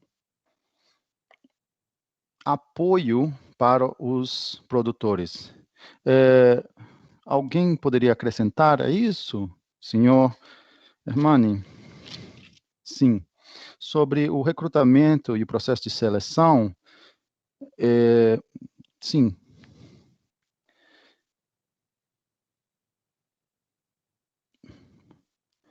Boa tarde. Infelizmente, o som está muito ruim. A tradução pede desculpas, não conseguimos entender.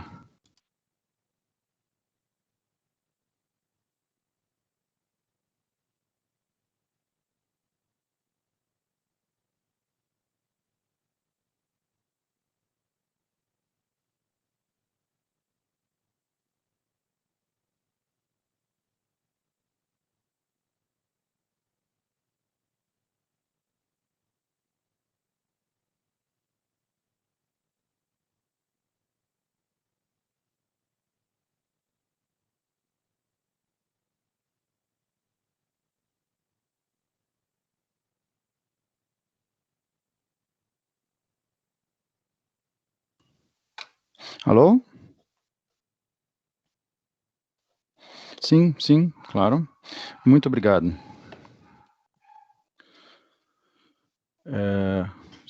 Sorry, we had problems understanding, but I think what I would like to know was that how do you distribute the DAs? Here it's according to municipalities and regions.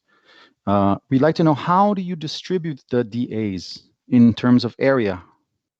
Like where they go? That is the question. Estamos tendo muito feedback.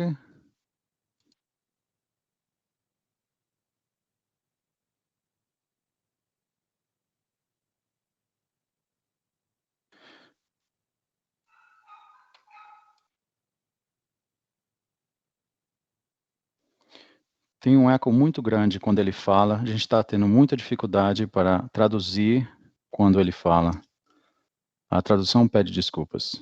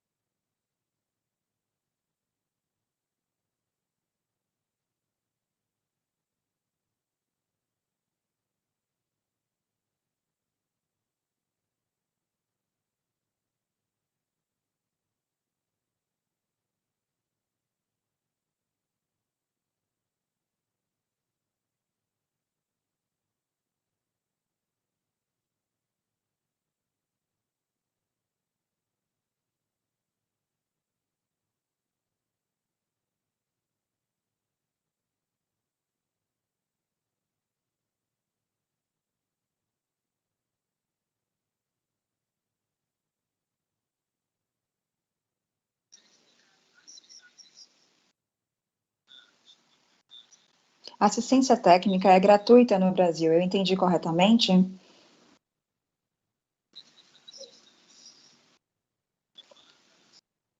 Yes, technical assistance for farmers in Brazil is free of charge. Based on federal law, technical assistance in Brazil up to 4 fiscal modules. So we are talking here about family farmers is free of charge. So for family farmers, technical assistance is public and free of charge. For the other categories of farmers, so we're talking about medium-sized and large-sized farmers, then they have to pay for technical assistance. And research is free of charge to everyone.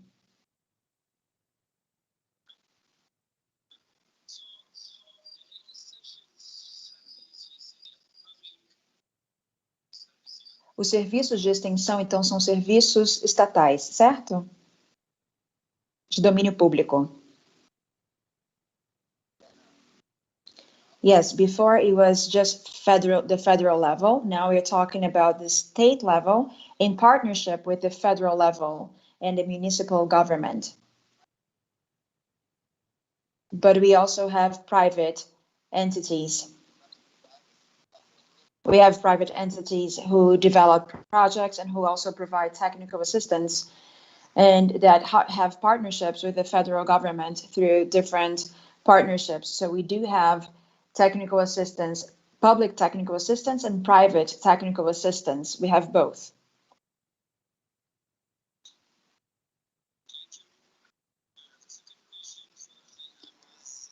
A segunda pergunta é para o estado do Amazonas.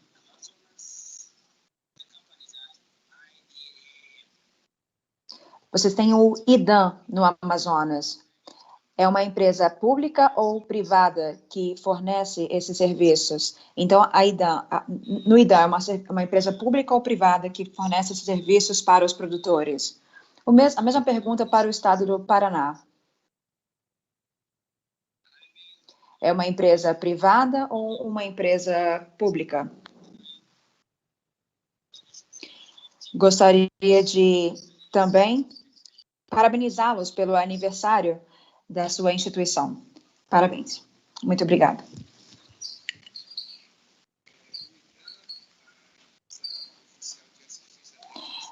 The official technical assistance and rural extension company in the state of Amazonas, IDAN, is a public company following the same formats as the President Nivaldo mentioned before. We work the same way here in our states and in every different state offices that we have throughout Brazil. Vânia, please, the floor is yours. Thank you. As mentioned before, the Rural Development Institute in the state of Paraná is a public-owned company, and the technical assistance and rural extension provided to farmers is also public, and research is also in the public domain, even though we have different regimes to hire our servants, but we are a government public agency connected to the Secretariat of Agriculture in the state of Paraná. Well, just to add to the answer, we have 27 states and we have different modalities. We have all of these public offices that are funded by the state government, but they work in different ways. So, for example, in the state of Paraíba, we have a public company of private rights. So we need to provide free of charge, technical assistance free of charge, but we can also have different contracts with the private sector so that we can gather funds. Some of them work this way in our state.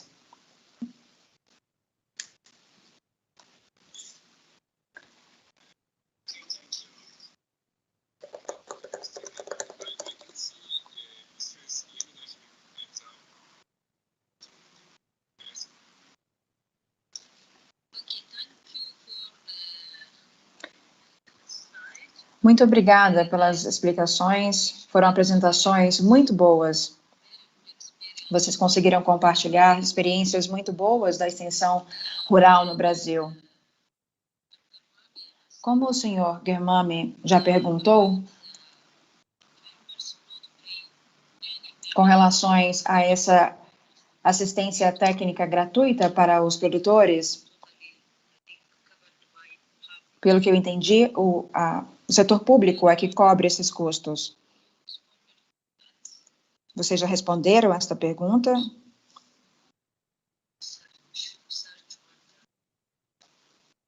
Yes, everything is funded with public funds. E vocês também mencionaram durante a apresentação que existem agências de fomento no Brasil que são responsáveis por tudo. E como é que funciona a parte de salário, os incentivos? Eles têm diferentes instalações? E eles têm diferentes incentivos, por exemplo, para motivá-los, para que eles possam prover melhores serviços de extensão? Essa é uma das perguntas. E a outra pergunta é: quem é responsável pela capacitação deles? Quem é responsável pela capacitação dos profissionais das agências de fomento? Quem identifica as lacunas dessas agências de fomento, por exemplo, para tornar os serviços de assistência técnica e extensão rural ainda melhores? E o Estado paga os extensionistas, não é isso? Mas como é que é a contribuição do setor privado? Com o que o setor privado contribui nessa área? E as cooperativas?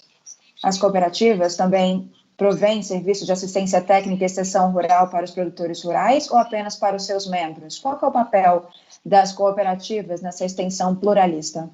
Obrigado.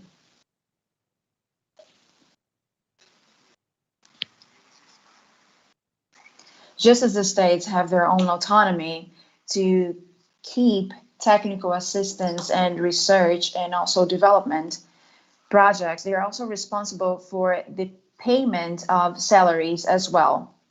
All of our professionals have salaries, they have incentives, they have everything that is funded with public funds. We have funds coming from the state government. The local governments with which we work, they also contribute with money or with services, infrastructure services. Likewise, private companies, actually, let me go back a bit. We can also create revenue working together with the private sector. But the private sector has in their own companies, they have autonomous companies. So we have the National Agriculture Confederation, which is a private entity and that coordinates the private initiative, all the companies in the private sector. So in addition to creating their own revenues with the services that they provide, they also start partnerships with the federal government and they participate in public calls and provide assistance. So when we bring the public sector and the private sector together, we are not even able to cover half of the technical assistance services that need to be provided to farmers. So there is still a great gap here. And the private sector and the public sector are not competing against each other. We actually have a partnership at certain points so that we can fulfill our goals. Ms. Yenanash also asked about the role of cooperative, and she also asked about capacity building. Who is responsible for capacity building? Well, regarding the role of cooperatives and capacity building, cooperatives also have a lot of different partnerships. So cooperatives are private, they're not public, but they are closely integrated with the federal government, and cooperatives also participate in different partnerships and covenants. And many times cooperatives hold capacity building actions with our farmers. And at some points, the private sector through the National Technical Assistance Service, also train our technicians in the public sector. The same thing happens when the private sector wins a public bid for a technical assistance contract. They hire our services so that we can provide them with technical assistance and also training. But in general, both the private sector and the public sector have their own capacity building branch. Every state has a different capacity building model, so we have no difficulties. And as I mentioned before, many times one state exchanges experience with other states, training other states in certain areas. But everything works together. So when it comes to capacity building, we have a very high level of professionals, both at the private sector and the public sector, because we have in Brazil Embrapa, which is the Brazilian research company, which is also responsible for training the public sector and the private sector. I don't know if I've answered your question, Ms. Yaninesh.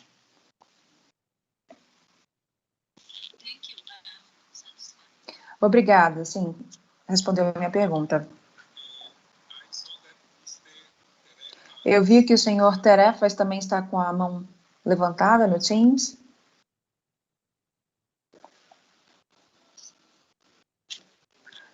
Obrigado pelas suas apresentações. Eu acho que realmente nos deram muitos pontos para pensarmos.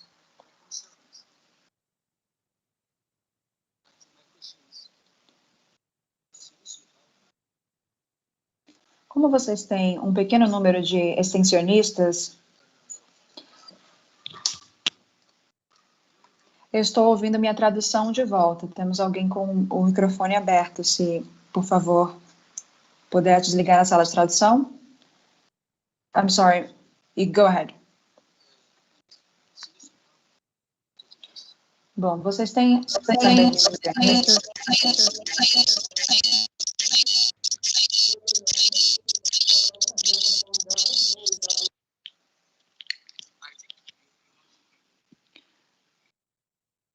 Bom, voltando, vocês têm o número de o número de extensionistas que você tem não é tão grande, mas você tem muitos produtores rurais. No nosso país, nós temos 60 mil extensionistas e comparado ao Brasil, o nosso número de extensionistas é muito maior.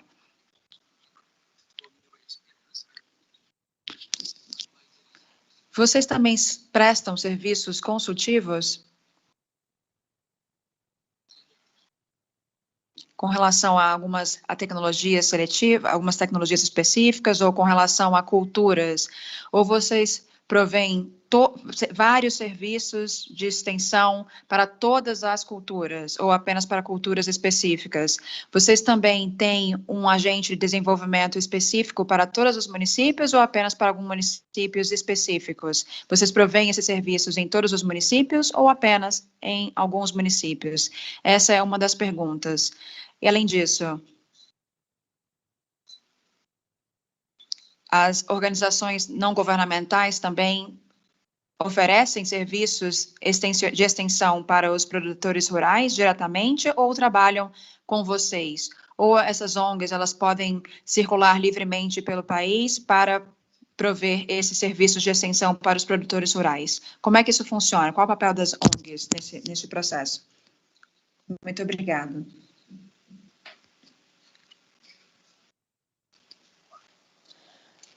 Okay. Well, one thing at a time. We have a very small number of development agents, as you mentioned, but despite that, we have a very good distribution of these agents. Our reach allows us to be more efficient, even though we have a very small number of agents. You've seen the flowchart of the states of Paraná, for example. We have seen the flowchart of EDAM. So we have a central office, which is located in the capital, and that's where we train the so-called aides, the so-called state assistants, and they are the ones responsible for providing assistance to our regional coordination offices. And at these coordination offices, we have also regional assistants that will provide assistance to our local development agents.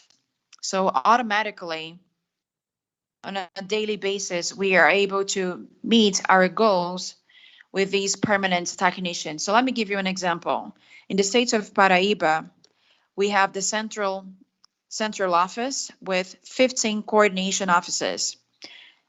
And these 15 coordination offices receive services, assistance from our regional level, and they also assist the regional offices. So let me give you another example.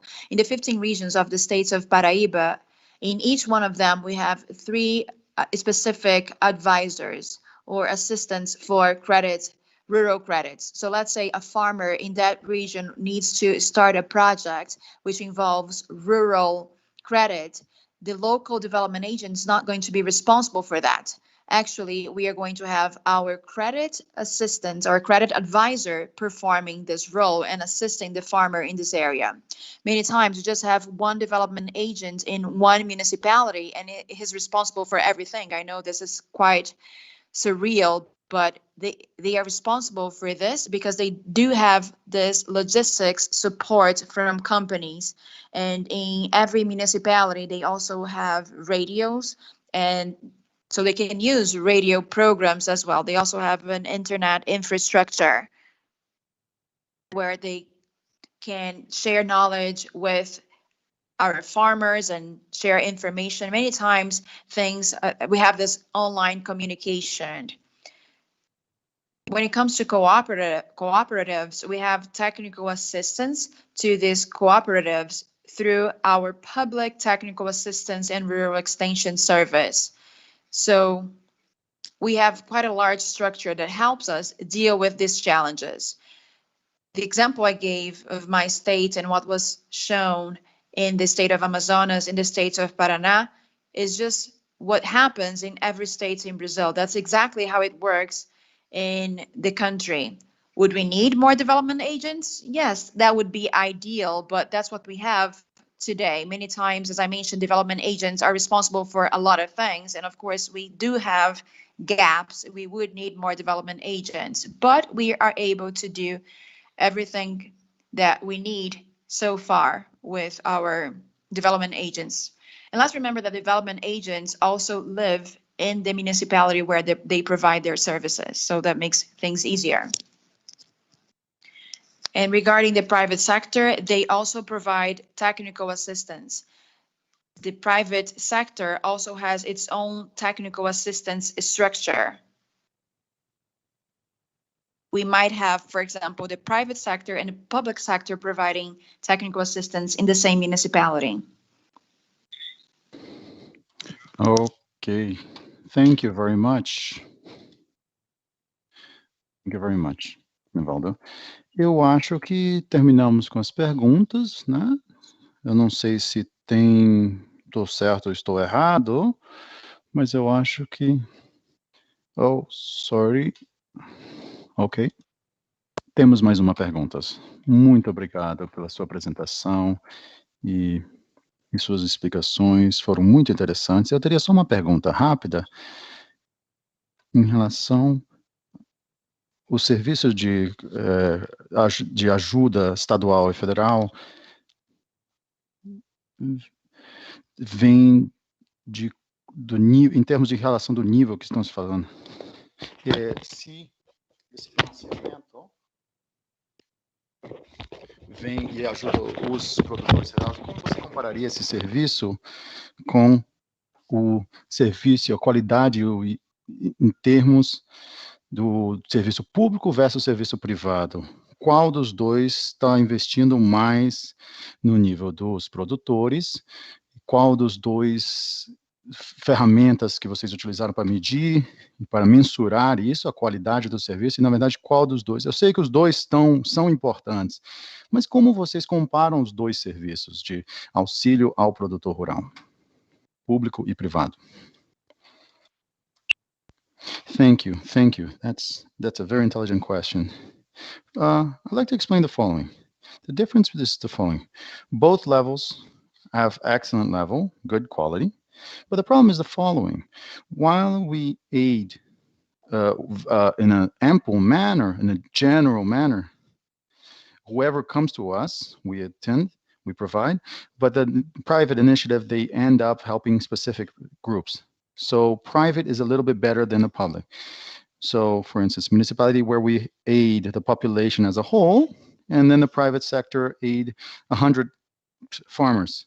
So in a specific product, a specific chain. So it ends up with the quality.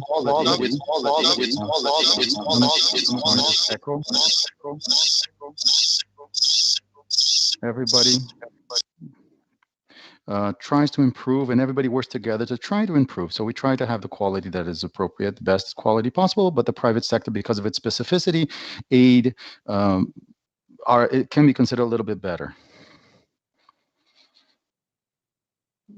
So I would like to stay here until the end, but unfortunately I have another previous commitment online also for here in our state. So I would like to thank the debate, the opportunity. It's been very enriching, and I've been very curious. I was very curious about the presentation of the ministry. I would like to salute the minister for his work, for his project, and I would like to suggest maybe we can have an exchange, a technical visit, or in Ethiopia, a commission here, a technical team come here just to see in local, like we do with our colleagues in Mercosur. We do have exchange programs from the federal government, and the federal government funds these exchanges, and it's something that has been very enriching for everybody. We have had 20, 30 different experiences from the private sector, public sector. So it's been very, it's really enriching.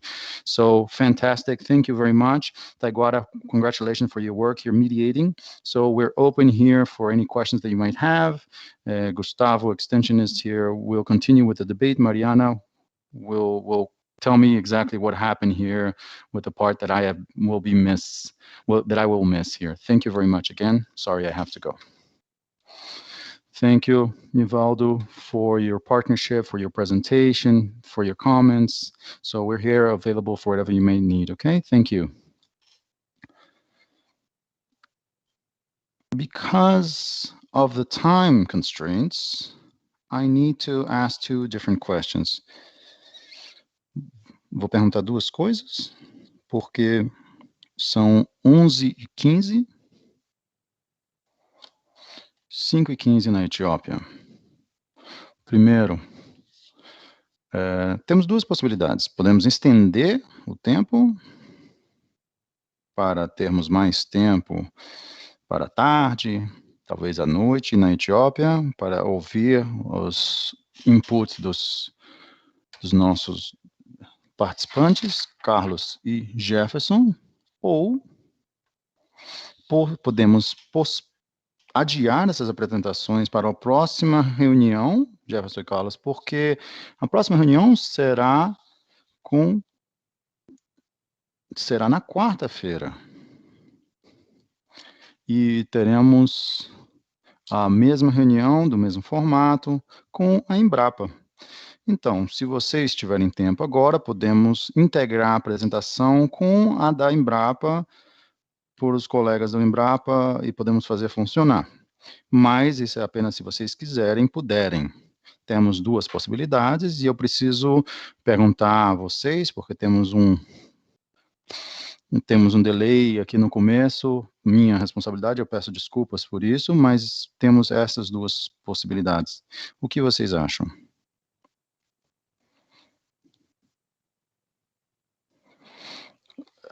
Mr.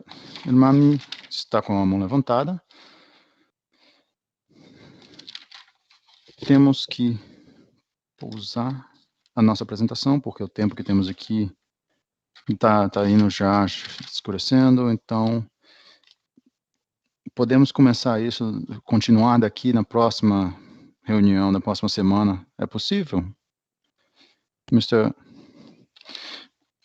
Alencar, além disso, é melhor adiar para a próxima semana, eu concordaria com o senhor Germani, mas a apresentação de hoje,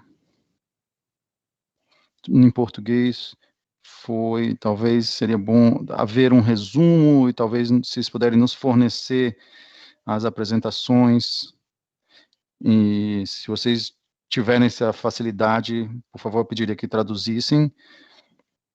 E as perguntas que foram feitas, a minha, Mr. Germani, tarefas, as perguntas foram feitas, foram muito interessantes.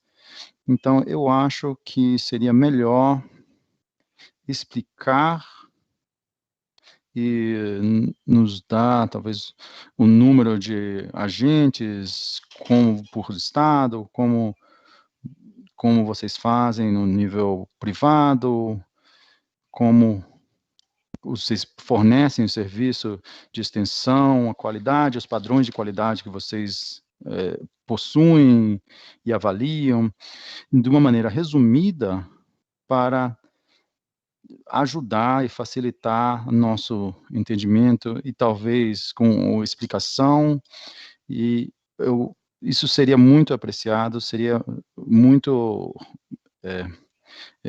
muito apreciada. Agradeço demais se puderem fornecer isso de maneira escrita também.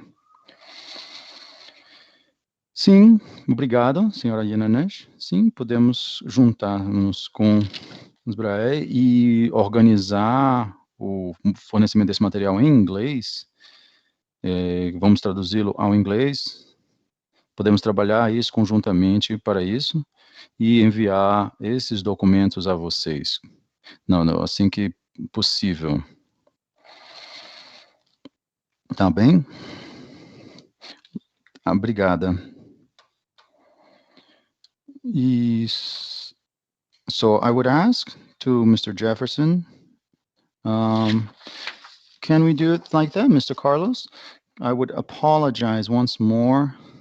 So we will have a session with Embrapa. So maybe we can begin with you, with your explanation, and then Embrapa would follow you. So it would be Wednesday. Would that be okay, Mr. Jefferson? Yeah, no problem. Yes, that's very possible. We would have no objection to that. Thank you. So for Mr. Carlos Reed, would that be possible? Yes. Yes, I think so. Yeah, we can do it on Wednesday. Yes, no problem. So I thank you all for your comprehension. Here, in name of our agency, we thank this possibility. We will have this agenda with Embrapa on the 12th, and the following week we will have with the private initiative. Okay, Nivaldo? Senar, right? If you want, participate in any of these, please, with Ministry of MAPA, our friend Sylvia is here also, Clara, of course, we're open to that, okay, Nivaldo? You can participate in the debate, okay? I think it would be more productive if they participate themselves because they can feel more comfortable to maybe speak more openly. Okay. Okay, thank you. Take care, okay? So,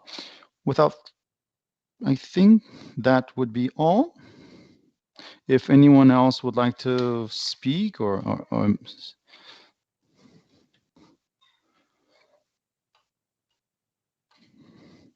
Muito obrigado.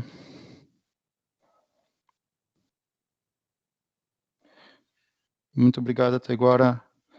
Muito obrigado. E a todos. Thank you very much. Have an excellent day. Thank you. Tchau, tchau. Obrigado. Thank you. Bye, bye. Thank you. Bye, bye, bye, bye. Bye, bye. Thank you. Muito obrigado. Tchau. Obrigado. Obrigado pela sua paciência, sua compreensão. Mas sobrevivemos, sem problemas. Obrigado. Obrigado.